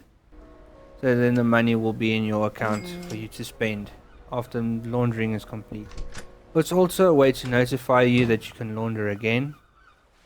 See, here I was placing the mixing station trying to complete the mission, but it was just not happening. And my product was finished, so I could tell it to go away. Now it was time to get them mixing. Again, placing the mixing station didn't complete the mission. Like I said, it has to be done at the top of the Chinese restaurant. If you want to do it yourself, don't make the mistake I did. You have to put the product inside the bowl and not the jar. And then click the start button, of course.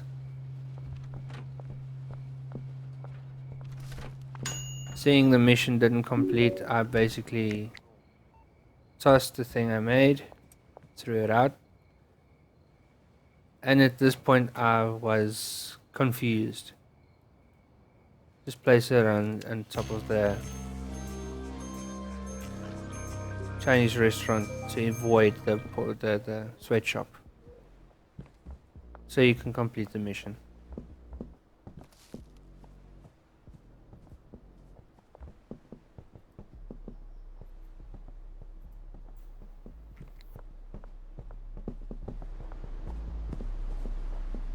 Another thing I've noticed a lot of people doing is if your guys don't move, they don't do what they are ordered to do.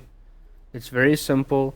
Just check what they've got in their inventory. If they don't have anything in their inventory, check their orders, make sure everything is put in correctly, and leave the game, come back after saving, and if they don't continue working, there has to be something that you have done wrong. Now, I ordered a little bit less than I should have. You can order up to 320 products at the time, and I was ordering less than I should have. This should have been 80 per product.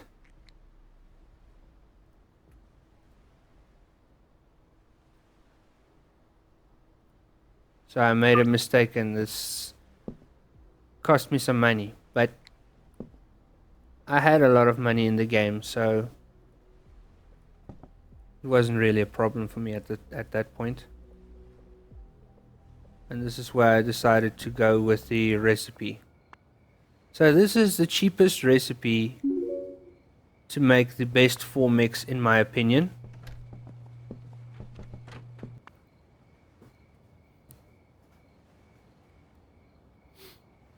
You have to click on the machines every time it's been completed. My son is talking in the background. He's usually on my lap while I'm making these videos, watching what daddy does, my 1-year-old boy. And so that is the first recipe. Like I said, I'm not going to name the products because I'm scared of what YouTube might do. The names in some of the things are colorful, if I can put it that way, but it was displayed on screen nonetheless.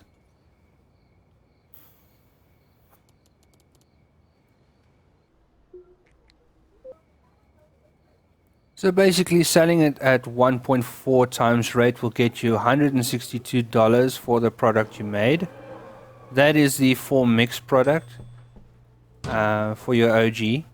And I decided to up my game, basically to get rid of all the other stuff and then put in my new product and to remove the bins. You didn't need the cleaner, you didn't need the botanist, so that's 2 more slots open for your guys to work. Again, I thought I could implement some guys to mix for me, to put the products behind the mixers into the mixers, but it didn't really work. Again, the Benzies attacked me, but this time I didn't fight all the way. I basically ran to my hidey spot that I'm going to show you again. And this is where I realized the cops and the Benzies are friends, because the cops won't attack them, they'll attack you. So you have the Benzies and the cops running after you, which is very fair to you. If I had a shotgun, yeah, they would have all gone down, with enough bullets, of course. But yeah, from here, even the Benzies will leave you alone. They'll start walking away. You can ambush them from the back and still get your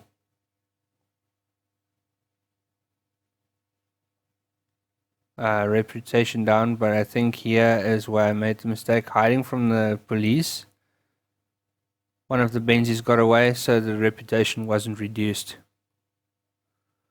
You can actually see them go into an apartment, which I'll show you just now. I could have killed him, but I didn't, so I lost the reputation. Getting angry at the police, yeah, I kind of took their guns again. I was slightly ticked off with the fact that the Benzies didn't, that the police didn't help me with the Benzies.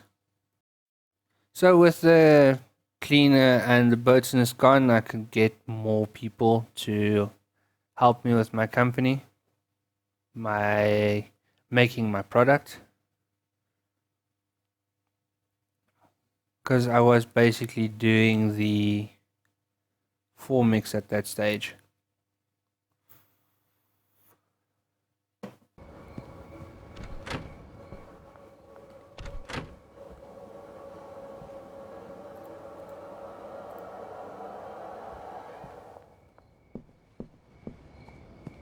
Once again, apologize for the TV in the background.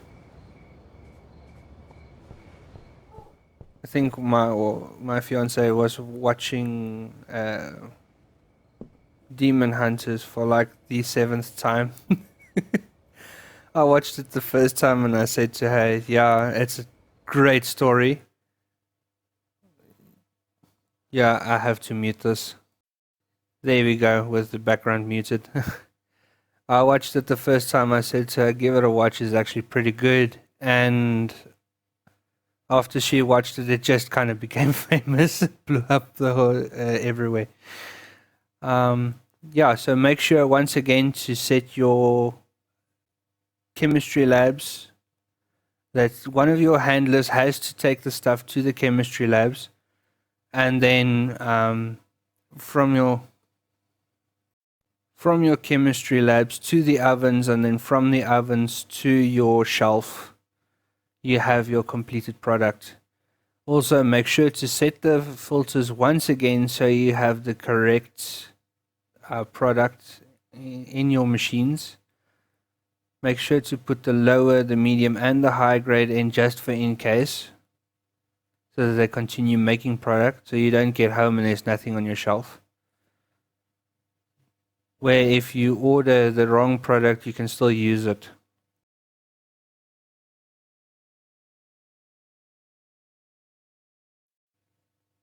Because remembering, even if you have a lower grade product, you can still sell it if you have made a mistake, and if you are short on cash, you can still sell the lower grade product. Just don't do it in other places where they request higher product.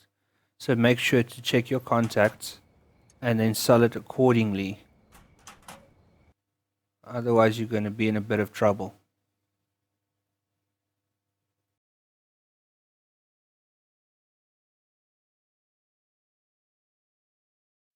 There is going to be a part of my video where I'll be showing you what happens if you sell someone lower grade product. Anyway, this is the pawn shop, and you can sell it the things you don't want here. I just included this in the video because this is also a way to make money. When you're getting the guns from the cops, just watch the aggro with him. Don't try and sell your products for too much. I just recommend if you're selling him the guns, just do it at the price he gives you, because it doesn't tend to go up a lot. This is another example of Molly getting mugged. Like I said, unfortunately she got mugged more times than I could portray in the video.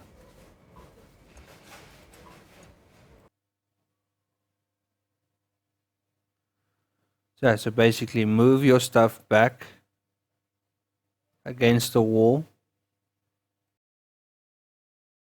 And in this case where there's product on them, just remember to take it off, then move your station to where you want it. And now you have to reapply the settings to everything. That's why I said putting stuff behind the mixer is a waste, because your science guys don't have a supply shelf. And having your handlers moving it to a shelf behind your mixer and then moving it back to the shelf is impossible, because you can do that basically with a 4 mix setup, but you can't do it with an 8. And it's generally pointless, because you're going to have to order a ton of product, which once again your shipping guys can't really do. So at the end, it's again pointless. Like I said, with your filters, you can apply to all and then just apply the bottom ones by copying and pasting. There you have it. One shelf for the acid and phosphorus, and the other shelf for your pseudo product is more than enough to have your guys move all the stuff. As you can see, I tried to get them to do it my way, but can't exactly have that.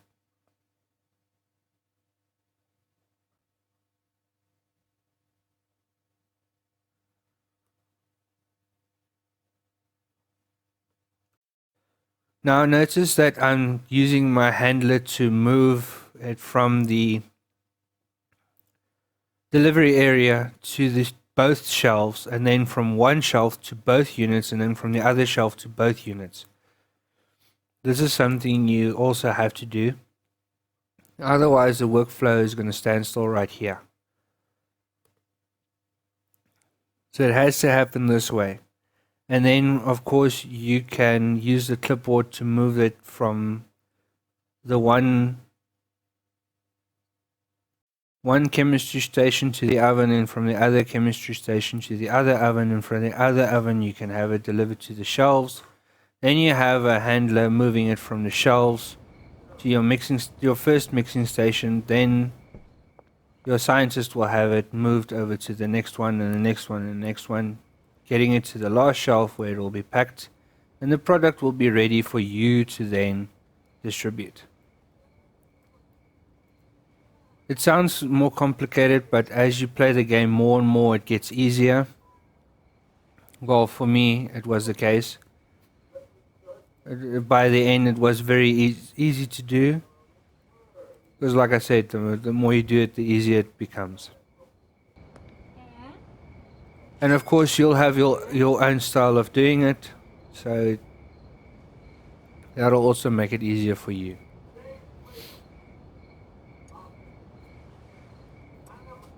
I was basically giving her new product, and I also noticed that she doesn't have a weapon, so I gave her the weapon, came back home and grabbed myself a weapon.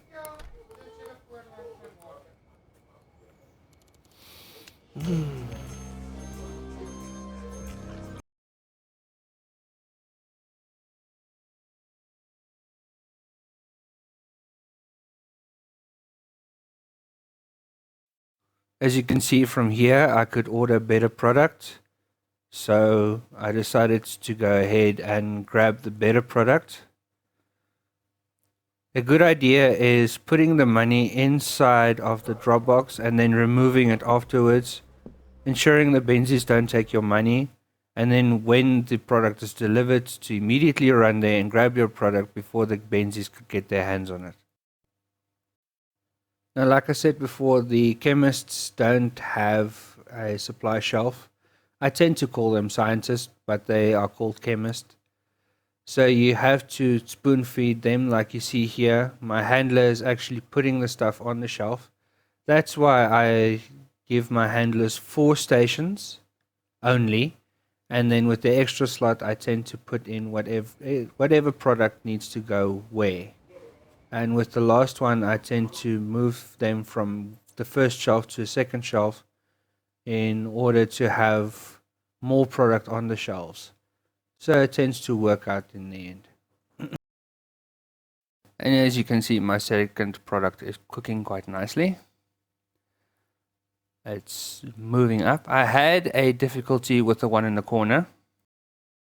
I programmed everything correctly and nothing would happen.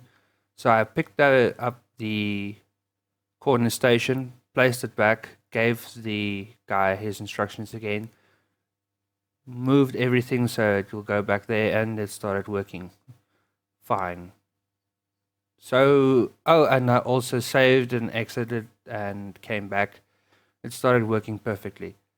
So like I said, if you do have a bug like this in the game where your guides are not working the way they should, just save and leave. You don't have to punch them or anything like that. So this is the second recipe that you can get with your second product and a mix of 4. It actually sells quite nicely. Get a good profit for it. 285. It's not too bad. So after all the calculations, basically you get $80 of profit, which is not that bad. But that's for your 4 mix. After the buying the product and everything else, well, the standard one you get a bit more because of the expensive one being 110. Buying it for 110 actually brings your profit down to $80. As you can see, I'm going around giving people samples again. The more customers you have, the more money you get.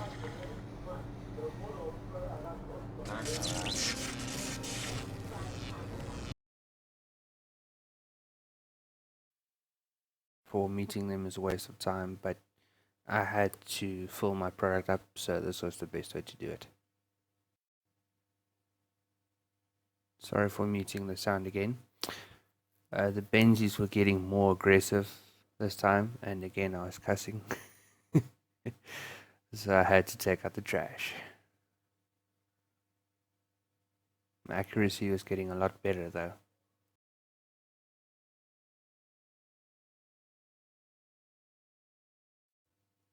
So after refilling my shelf, it's time to get to work as Bagman 1.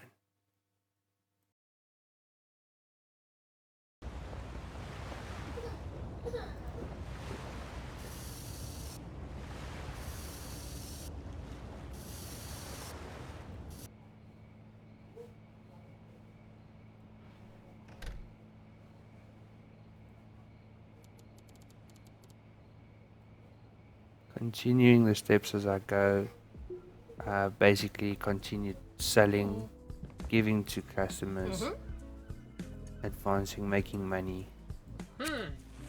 Takes a couple of days sometimes to get some good cash and to get it into the bank account. But I was now aiming to get suburbia.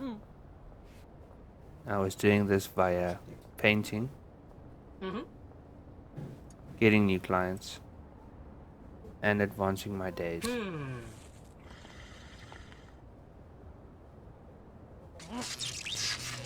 With my new product in hand, I felt kind of unstoppable.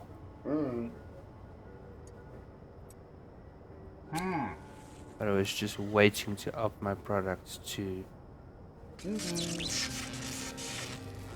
premium quality, and for that you needed level. But again, Benzies didn't like it that much that I was stealing their clients, so they kept on attacking me. The attacks got more frequent and more aggressive, with them shooting me with guns and trying to avoid my bullets as I shot them. But they're not allowed to leave the territory, which is in my favor. They have to remain in the territory they are in, which is a kind of a good tip to have. But you'll see the product upgraded as soon as you sleep. Anyway. Now once again, I don't recommend this, but if you are feeling overwhelmed with having too many clients that you have to run after in the evenings, you can always check and just make sure that you assign the full ones to your dealers to make things a little bit lighter on yourself.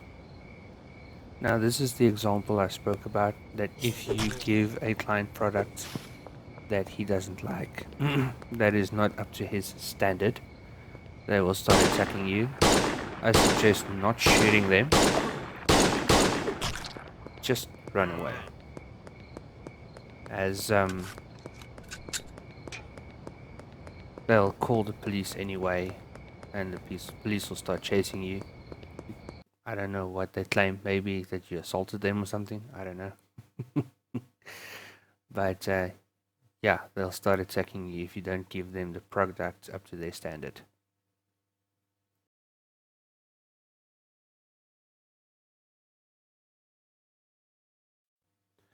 And as of now, I had enough money to up my laundering operation, so I bought the post office. Just to give you an example of the post office, here you enter the post office and here you launder the money. Now I had 2 businesses laundering money, which brought it up to 6 grand a day that I could launder. Well, every 24 hours to be more exact. But laundering really gives you the opportunity to turn more product into credit.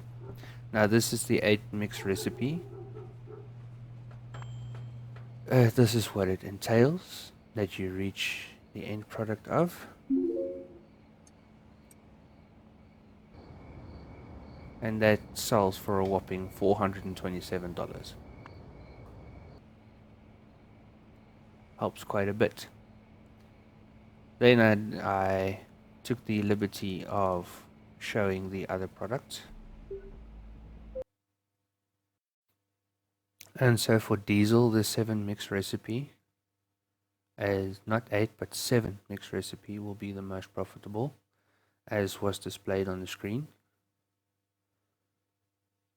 The mix looks like this and sells for $214. A good profit, but I recommend going up.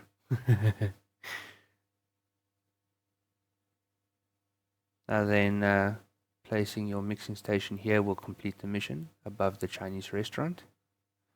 And this is where Uncle Nelson phones you again and tells you that you finally have done your first mix, and that he will be phoning you later if you want to create, or if you are ready to create harder stuff.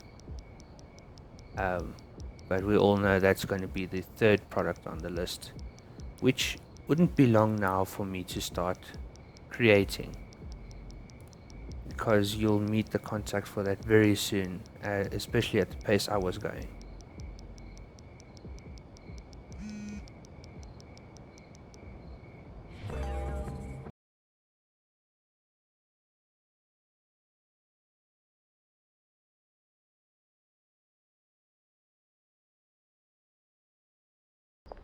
One of the things to complete with one of the missions is to speak to the car dealer. And so I've done a lot of things ahead of time. Speaking to the car dealer actually completed a lot. So it was time to speak to Uncle Nelson again. So now Uncle Nelson was telling you to find a pseudo dealer, which I already have done. And it was time for you to make product. So for this mission requirement, you had to cook your own product and to bake your own product, which I haven't done yet, so I would have to rely on my people to do it for me. With their help, of course. I was going to do the product, but I decided, you know what, I'm going to take what they've made and put it in the oven. It was just simpler that way.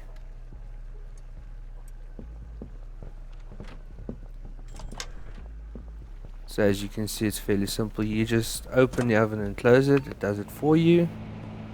And then after completing the process, you just take it out of the oven and whack it with a hammer. My suggestion is to take the hammer all the way up and bring it all the way down. Not what I did. But it seemed to work either way.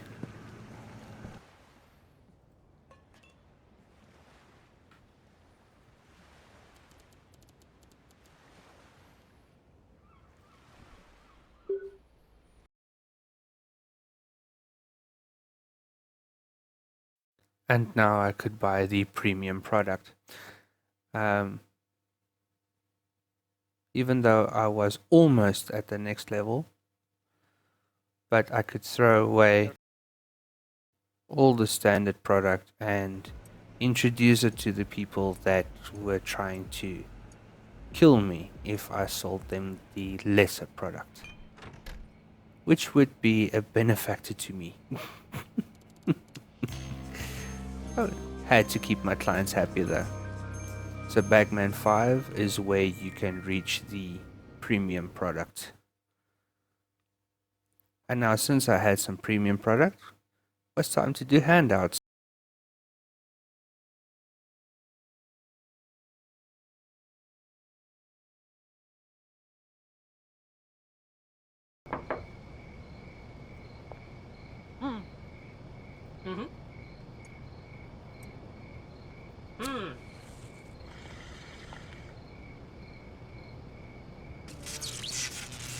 But as you can see, yet again, not all my clients were 100% satisfied. I still think it's a way for them to get free stuff.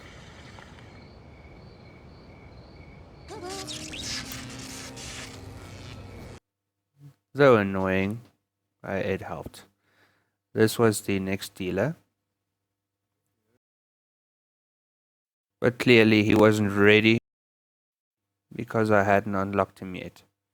Once again, you have to keep your clients happy, and as soon as they recommend the dealer to you, you can have him added to the list.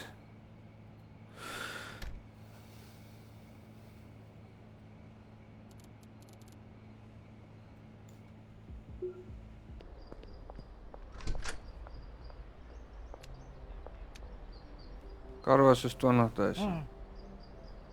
I would like to purchase your car wash. Thank you. Yes. Dankeschön. As you can clearly hear, I was excited to buy the car wash. I was talking to the game again.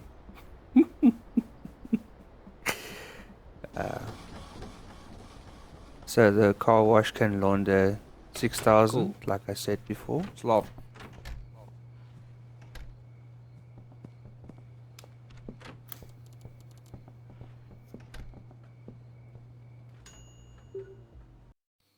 And at this point, I was trying to, I don't know, I just went into the tattoo shop. I wanted to find someone or something else. And then I basically just looked at the different kinds of tattoos that you can get. Well, I wasn't really impressed. So I didn't pick one. Throughout the entire game, I also didn't use any of my product.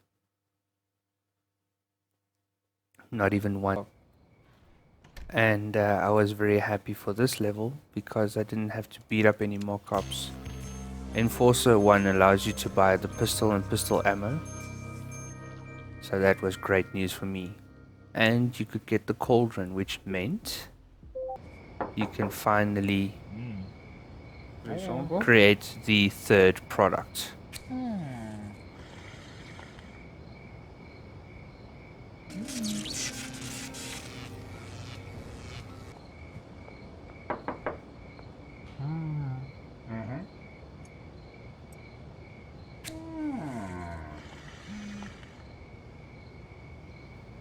Now, since I've never created the third product ever before, I was not familiar about how it worked. So I purchased the cauldron and put it in my storage unit. And I started experimenting with it so I could get it right for the video and the purposes of the video. I'd actually started growing it because it uses the cocoa bean. So I started growing the cocoa bean myself without using any help from any of my employees. The entire product manually, from scratch, to kind of get a feel for how it works. Because if you know exactly how your product works, En dan druk ek start. so this was me Okay. basically trying to figure it out in the storage unit, as I said before.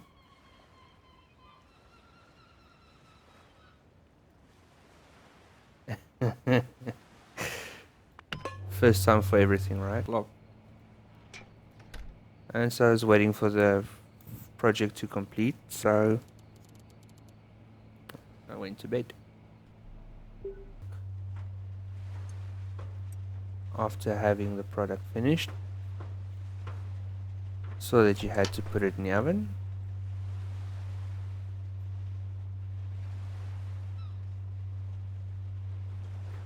I don't recall putting this in the video, but it's cool.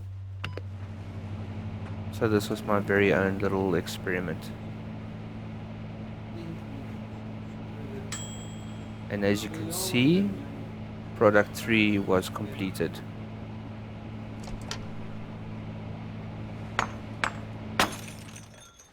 Well, that was slightly more professionally done. So now I was going to do the mix myself, completing the 4 and the 8 mix. So you can basically stop at 4 or continue to 8. Whichever one you prefer, the recipe stays the same. So the 4 mix is on the screen now. And the 4 mix will earn you $613 when you sell it. And completing the 8 mix, which is going to be shown on screen now, will get you a whopping $915. You can sell it for the maximum amount of $999, but $915 will get you the most clients.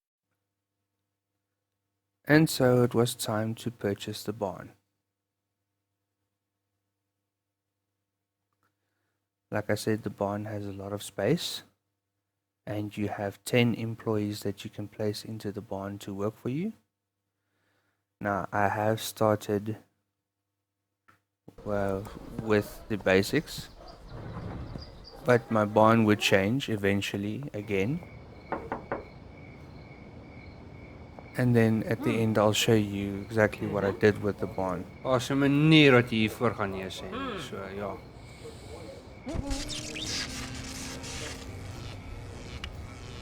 Yeah, I was basically furious at the Jou kop game. sal nie brand. I was basically explaining in the game that there's no Hou way net that op, you né? say no. My cocaine is on fire. I was telling my fiance, look, the cocaine has a flaming effect.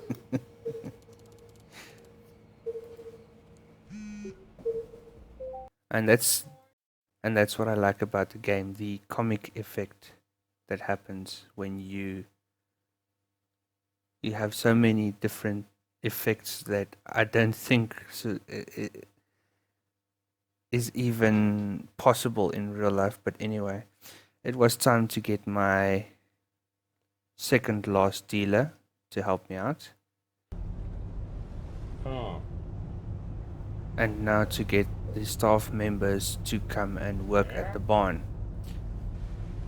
So here you'll be able to see the exact amount of people I got to work at the barn and more or less the idea I had of their roles in doing what they had to do.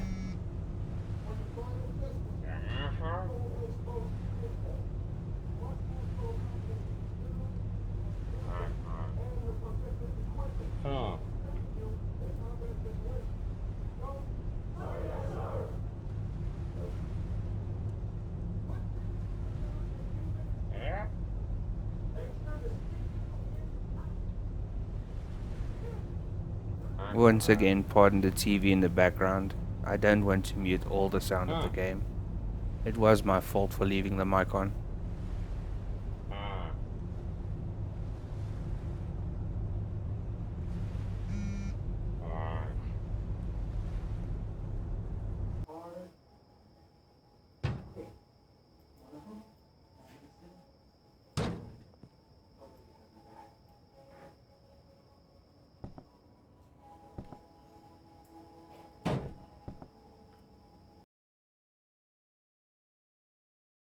So after configuring more or less the layout I wanted, I went to bed because I had a few more things to buy before completing the task.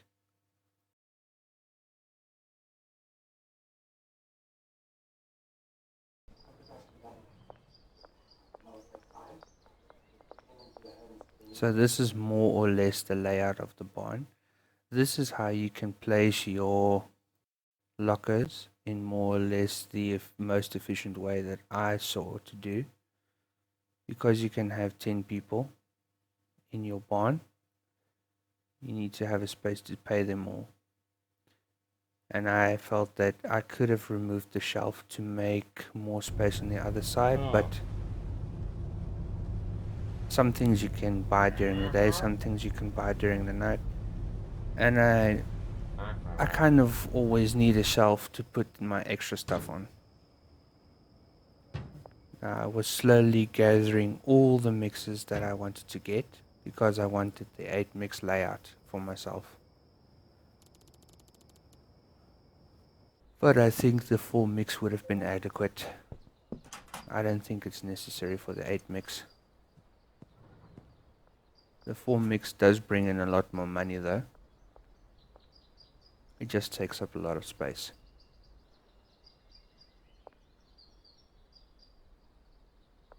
Now the reason I changed it from the layout in the corner to the layout in the middle is because people were getting stuck all the time. I had a similar problem with the warehouse, but I'll explain that one later. And saving up money for the people I needed and actually getting the correct people was kind of a challenge. Because I had to go back and forth from the barn, back to him, back to the barn, to kind of see what guys I needed.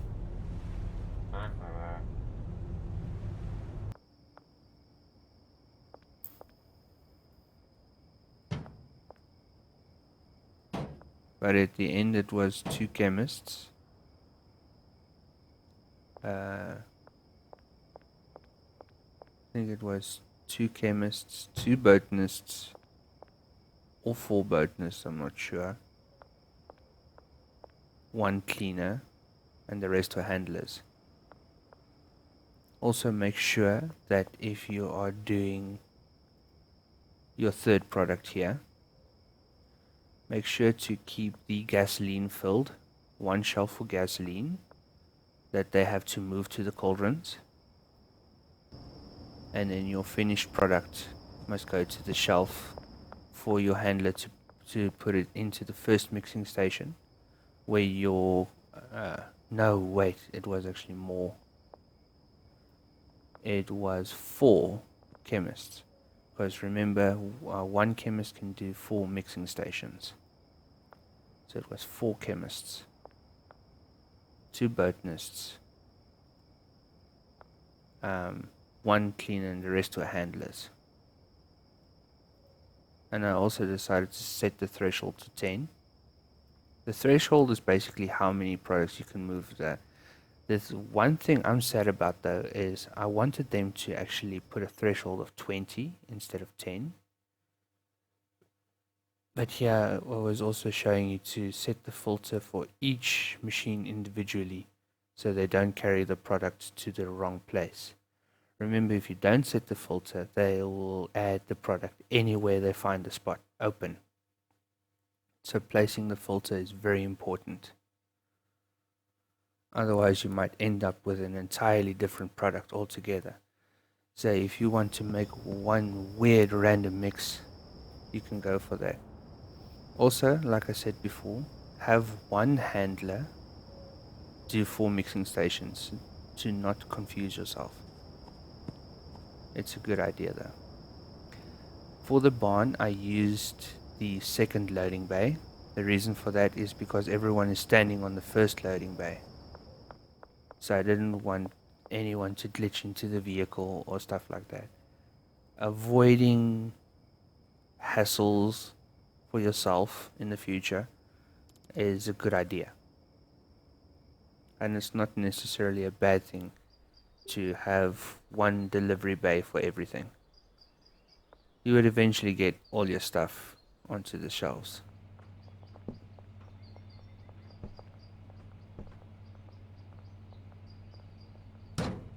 And then these are the last 2 spots. So there you have it. You now have 10 lockers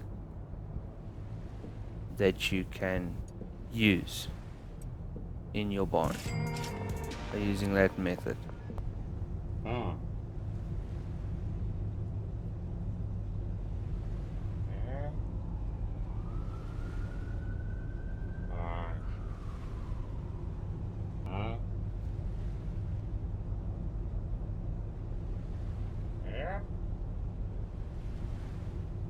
So yeah, maximizing the potential of your barn.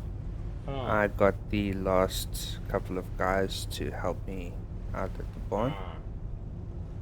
And then I assigned them to their stations, and like I said, later on I would fix the barn to look pretty nice and to work very effectively.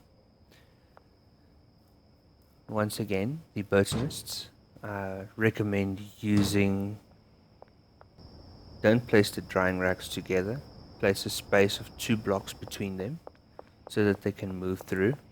This is also a thing I've noticed. Set your drying racks to heavenly quality. That will also help you a lot in the game. You don't have to use fertilizer to boost your product. It will boost the speed of your product though. And the botanists, what I recommend is 6 pots to 2 drying racks. If you give them too many pots though, what will happen is they will spend more time on the pots and less time on the drying racks. With 3 pots going to one drying rack and 3 pots going to the other. Like I said, it's a recommendation. It's what I found works. So it's up to you how you play the game. This is just my method. Because I've been seeing results from this.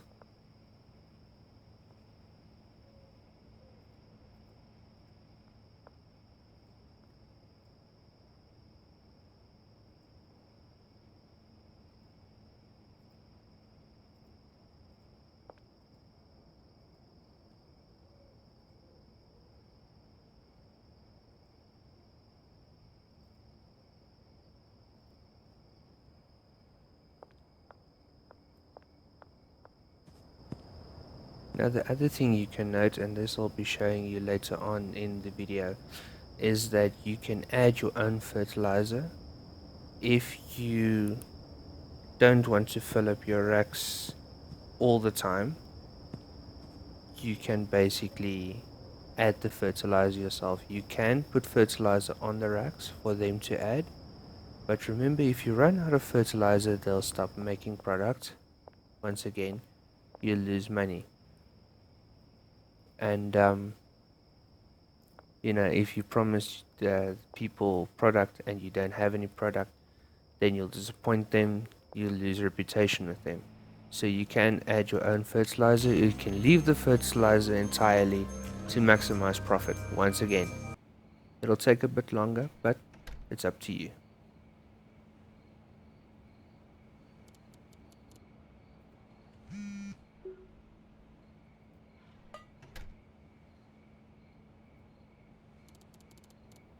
Now, after a couple of days of passing,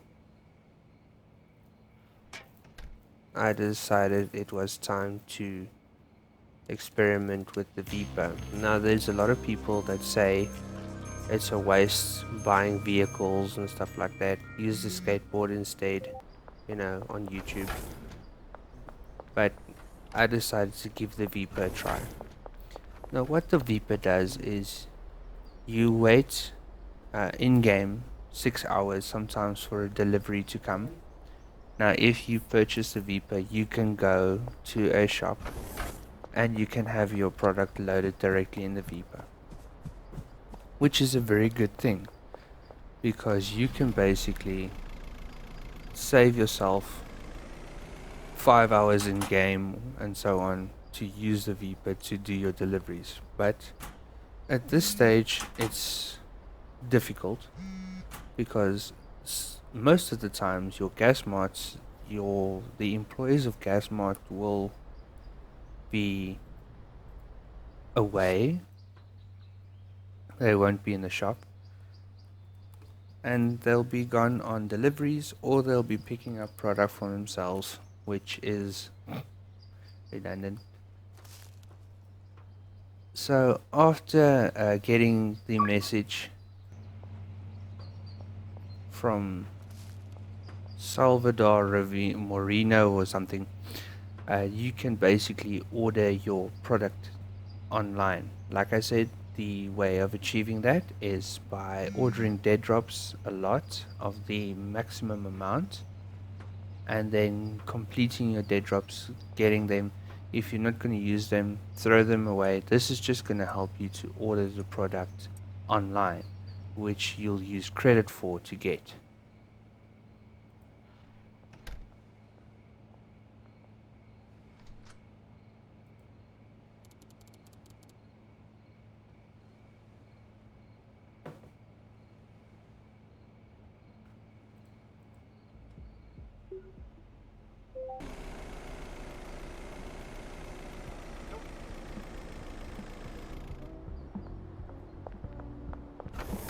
So this was just to show you the Viper when you go to buy at the gas mart. You can also drive to the illegal goods section, and then you can go stop at the bottom. There's a garage that will open for you. I'll show you that a little bit later in the video as well. But yeah, now you can, instead of waiting in-game for 6 to 8 hours, depending on how long it takes them to deliver the product, it'll take you less than an hour, and you can basically take your own product back. And there you have it. So that's one of the uses of the Viper. In the end, I'll be using it as another shelf, but that I'll show you in the end when we've got the mansion. And as soon as you stop there on exactly the right spot, your guys will start offloading.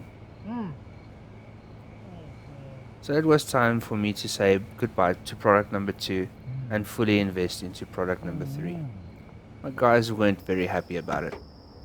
And this is just to show you, look, the product's nearly gone. Just remember to remove your Viper if you order online again, because the other vehicles won't be able to stop there if your Viper is still there. And the reason I left the days that I slept is because I was advancing to different levels. I wanted to show you after 14 minutes in-game play, 14 minutes real life, in-game a day passes. So it was just to show you how much money I had at that point and how far I was leveling up. As you can see, this guy was a pain. He didn't want to take any product, so I decided to make him a speciality, and I'll be showing the recipe as well of how I achieved that.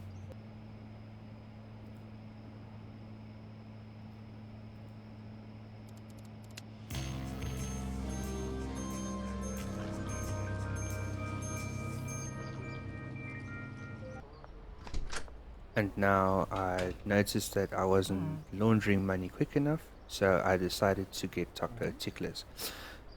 Now with taco ticklers you have 8 grand, and as I said before, If you have all 4 businesses, you can be laundering 20 grand a day. That's every 24 hours. So you can see the other businesses still running. That's a nice perk. You can see your laundering operations from any company that you have. And it was time to save up some money to buy the docks, which was something I had to have. Being an idiot and not taking off my dealers, it took me a bit longer, but I did get the warehouse in the end. Because the dealers are not that mad, they actually make enough money, but they still take their cut. And welcome to the docks warehouse. Lots of space for you to create your empire. And a room.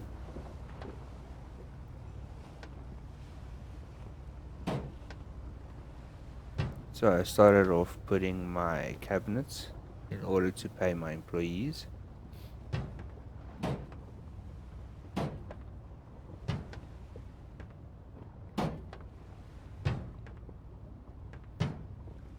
Oops. That tends to happen. So once again, I had the idea of placing shelves in order to refill the mixers, but again, terrible idea. I had to redo all of this. And also, another thing I want to suggest, make spaces between your mixers. Just add 1 or 2 blocks in between your mixers so that people can pass. Because I'm pretty sure in the video I put in one of my moments that I was sitting bursting of laughter because this guy was trying to get in between the mixers and he was stuck for a full real time 10 to 12 minutes that he was trying to pass the mixer. But I only took a couple of seconds of footage and put it into the video not to bore you guys to death.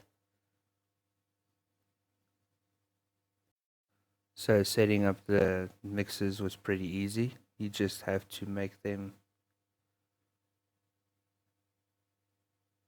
move across from each other and to put it onto a shelf in the end. Time to get guys for my warehouse. This required 8 chemists and the rest just handlers. Because what I was going to do is going to set up the barn to make the product, and then the warehouse to mix and pack.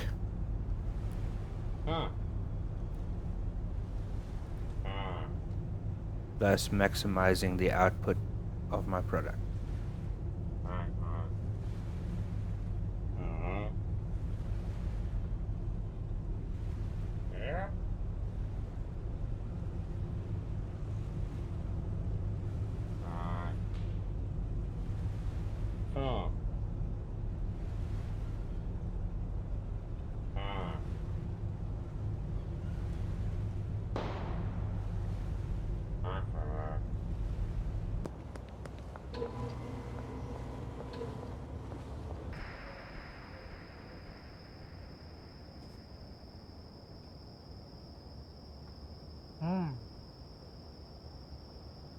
Although I did not take the maximum amount of people, I just basically went to my barn and transferred some people over to the docks because they weren't needed in the barn anymore.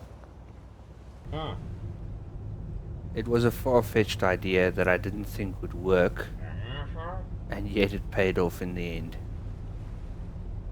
So I started sending people to the barn after moving them from the barn to the docks warehouse.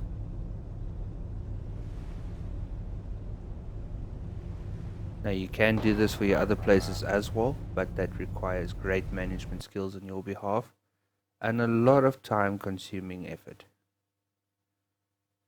As you can see, I already had the idea here. Besides, with the two big places that you had already, you could make enough product and profit, not needing the smaller areas. If you place the stuff right, of course.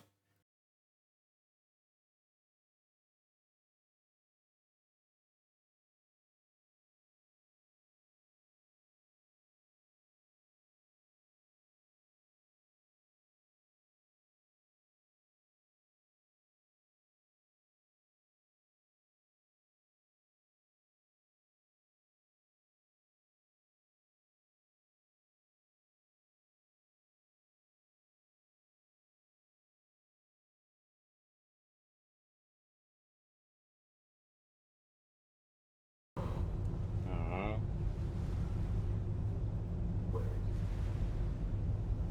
Yeah.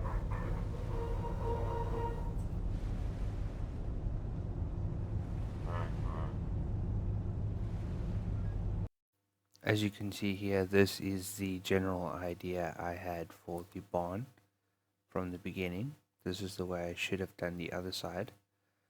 So now having the warehouse to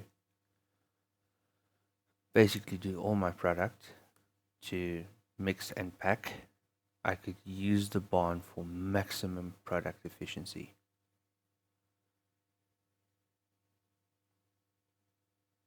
But I had to sort out the mess I made earlier. And like I said, having 2 bird's nests on one side, 2 on the other, with 4 drying racks on each side.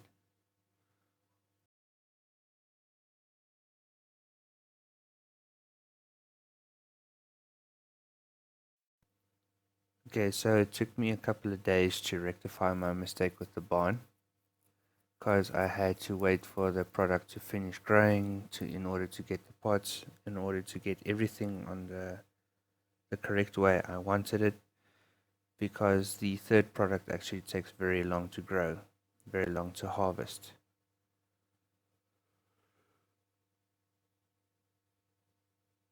So basically 3 days later, I had my product. Creation the way I wanted it. And this was it.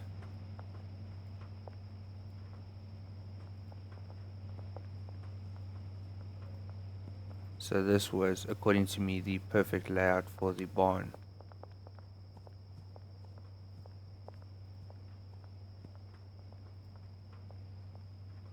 And it worked, it really worked.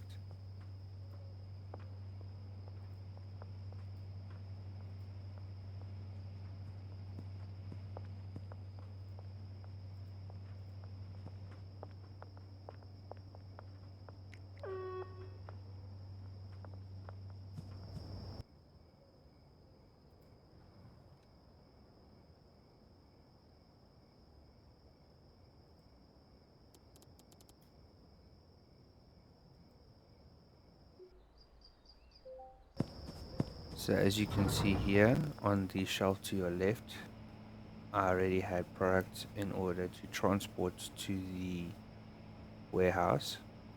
It started to come together nicely.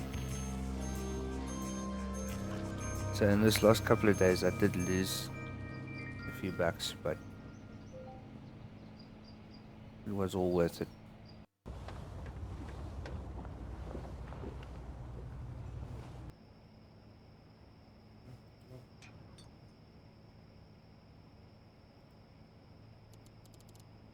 Just waiting for my operation to get underway. And that's why creating your place correctly the first time around is very essential. Now this is where I said before, adding fertilizer yourself in the evenings will help you a lot. because you don't have to fill your shelves as much. This was the finished product of the warehouse.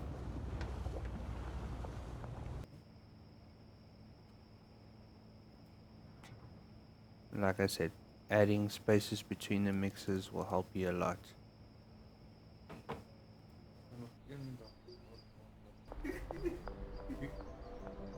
So now, having a lot of money in game, I was finally ready to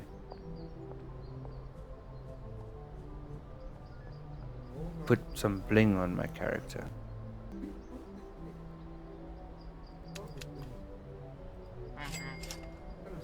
And I did also purchase a few jukeboxes as well. So now I had a golden watch and a gold chain.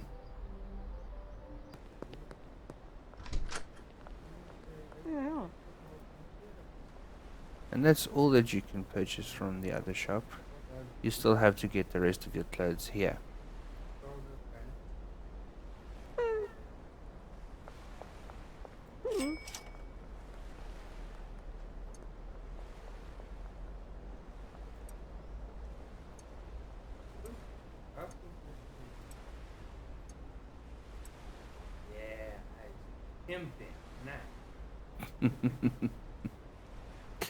I did change the classes, however. Now, for the sake of possibly getting monetized, I did mute the jukeboxes in the videos. I also paused the sounds afterwards because I was not sure if there would be copyright restrictions for playing the jukebox. So sorry for that.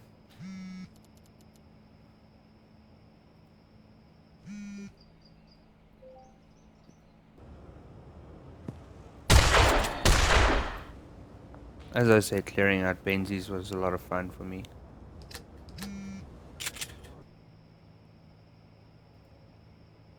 In order to get territory, that was a necessity.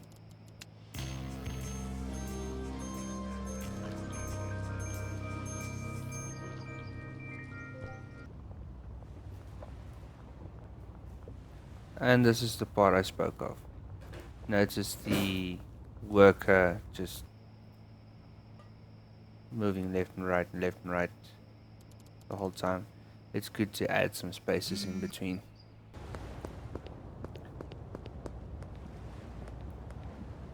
Again, the Benzies loved attacking me after I took out their guys.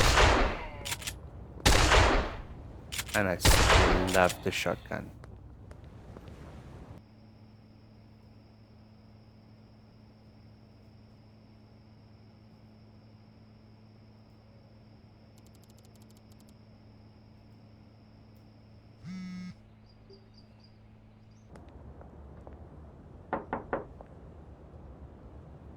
So it was basically time to get the last people,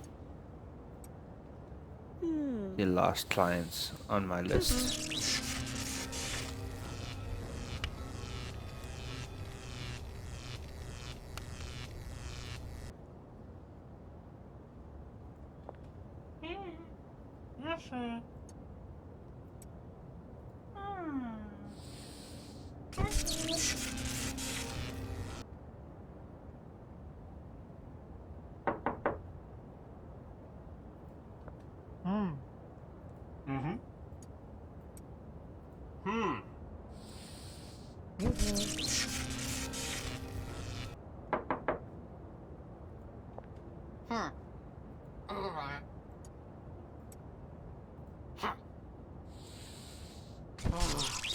Now again, some of them said no, but they would eventually said yes.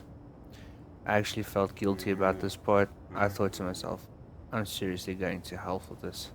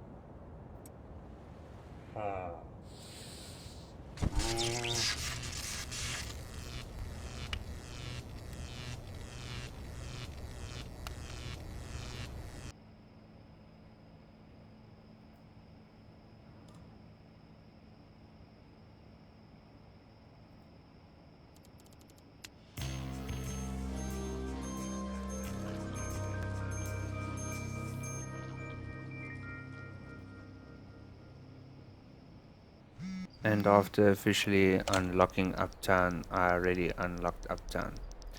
Okay, so the last call from Uncle Nelson, basically telling you that he had a plan to eliminate the Benzies once and for all. And so we're almost near the conclusion of the game. It's basically where he tells you to talk to certain people, organize certain things, get certain things done, and then to obviously eliminate the Benzies.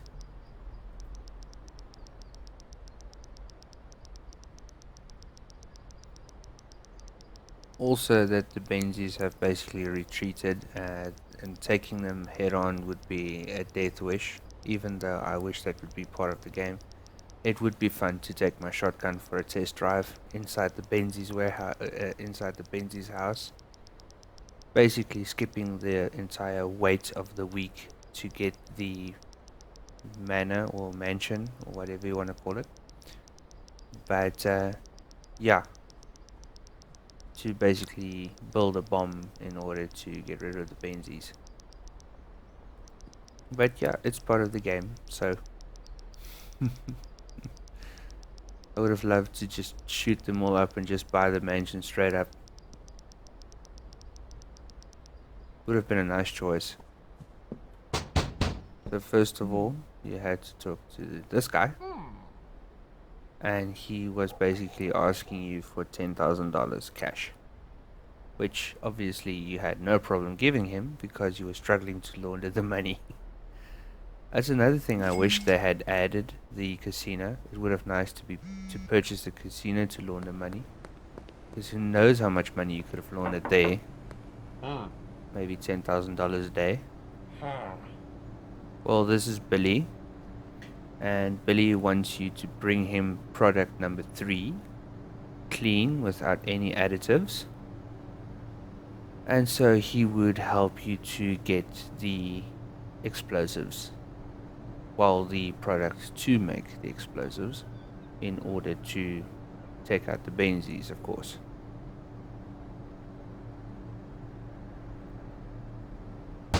Just make sure to baggy the product, otherwise he won't accept it. I tried it without bagging, doesn't work. By the way, when you are friendly with the Benzies, you don't have to baggy their stuff, you can just take them the clean product. And then you have to bring the liquid stuff to this guy over here, and he's going to finalize making the bomb for you.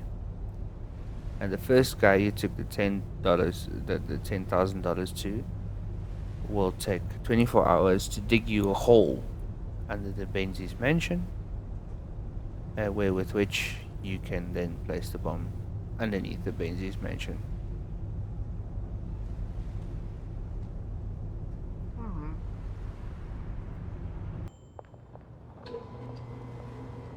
But first you had to take care of a little problem for him. There was someone at the dock stealing his stuff. Well, I don't think that would be a problem anymore. Then you went back to him and told him, okay, I took care of your little problem. He's like, no problem.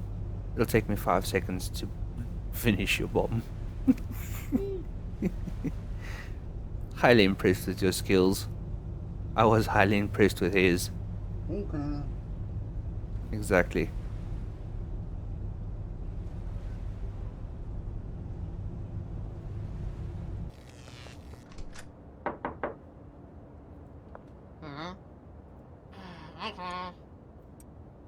While waiting, I tried to convince the last of my customers to please accept my product.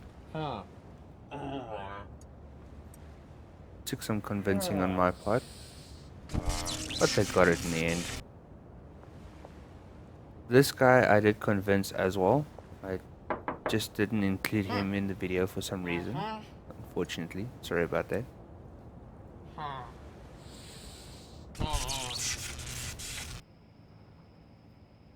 But anyway, it was time to see the Benzies end. And that's happening right now.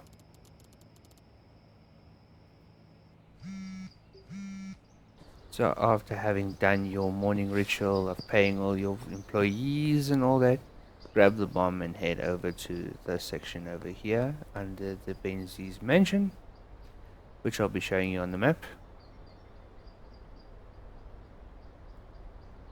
Right down here. You can basically walk there from your barn. Be sure to stand far away, otherwise you'll die. I recommend standing behind this rock. I haven't died. I saw it in a video, one guy exclaimed that you have to stand behind the rock, so I did. But just far enough to watch the fireworks. Again, I apologize for the lag. But this was pure satisfaction. Nonetheless.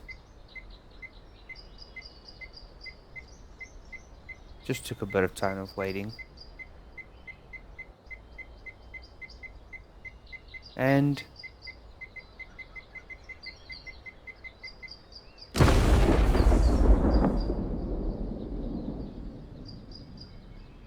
they were defeated. Just like that, they were wiped out. Like so. Never to bother you again. You could basically take all the weapons from your dealers now and then replace them with product, as they would never get bothered again. I also haven't checked if they still pop out at night at 12 o'clock, but I doubt it. So once again, this is the mix for Louis.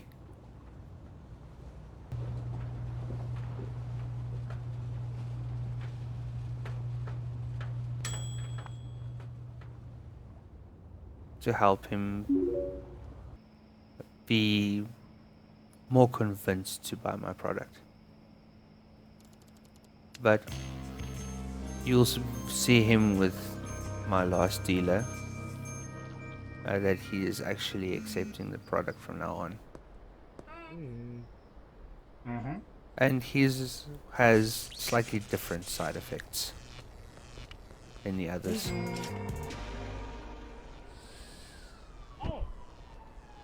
But if that's what he likes, you know, whatever.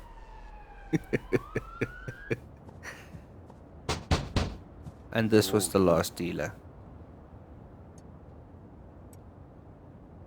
Like I said, it wasn't actually necessary to give him a weapon, but whatever. Maybe the clients will still get out of hand. I lost more clients that way.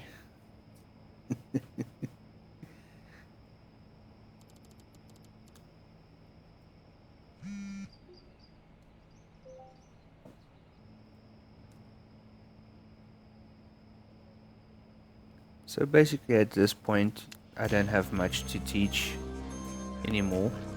I'm just basically going to pass a couple of days, make some money in order to buy the mansion, just to show you it's under construction. That's what it looks like when they're busy fixing it. It took me a while longer to raise the money. Like I said, the laundering does go quite slowly.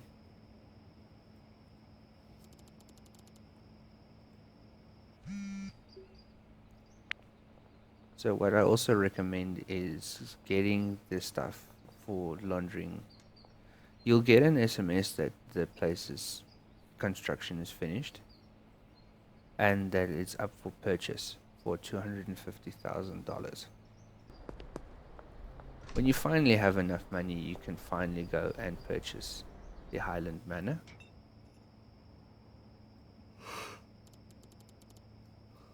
As you can hear, my late nights. I'm actually finishing this video late night as well. So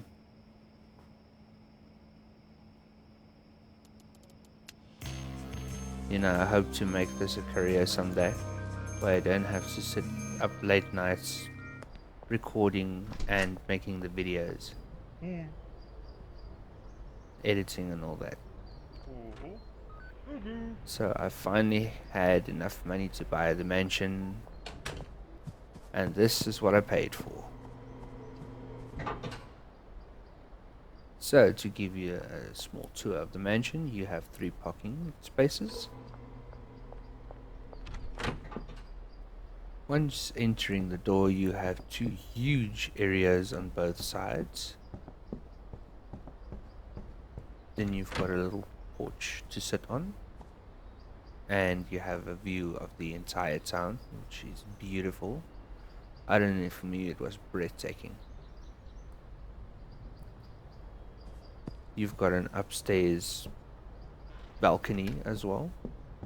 And here's your second room, same as the one next door. Pretty spacious, 2 hallways, and 4 rooms upstairs. I had a lot of junk stored in them, but basically all of them have zincs, taps, and you can't remove the taps, which is unfortunate. I would have liked to remove the taps. So I started my operations yet again. With the Benzies out of the way, it was easier and you had a lot more space to put in product.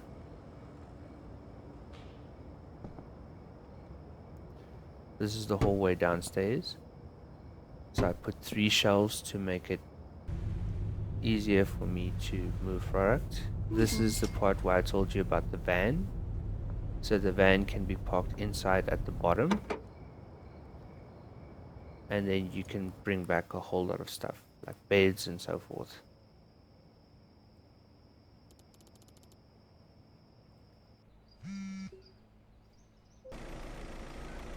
And this is how to get past police patrol if you don't have any product on you. You simply walk up to the officer and tell the officer that you want to pass by. They're going to exclaim that they want to search your van, and the other one is going to come and search you. So don't be in a hurry to run away, because as soon as you try to enter your vehicle, they'll start searching you. Once again, you can hide product from them, but at this point I was just basically transporting stuff to finish up the mansion. This is the layout I had. So outside, the van would have, I would place the product inside the van. They would then move the product onto the shelves near the fireplace. From there, it would be transported to the mixing stations. The mixing stations will then put it on the shelves in the hallway, and then I would be able to pick them up. So the van was basically an extra shelf that I left outside on one of the parking spaces. But once again, you can decide it, design it however you want to. So this was the end product of the mansion. I decided to brick the product since I had the warehouse and the barn fitted to both make product now. This was the barn. You can see the boilers at the back. So the warehouse was perfectly suitable for that, and the barn you've already seen before. But here's the last view of the barn. So guys, thank you for watching. I hope you enjoyed the show. And if you have any questions, please comment below. Have a good one.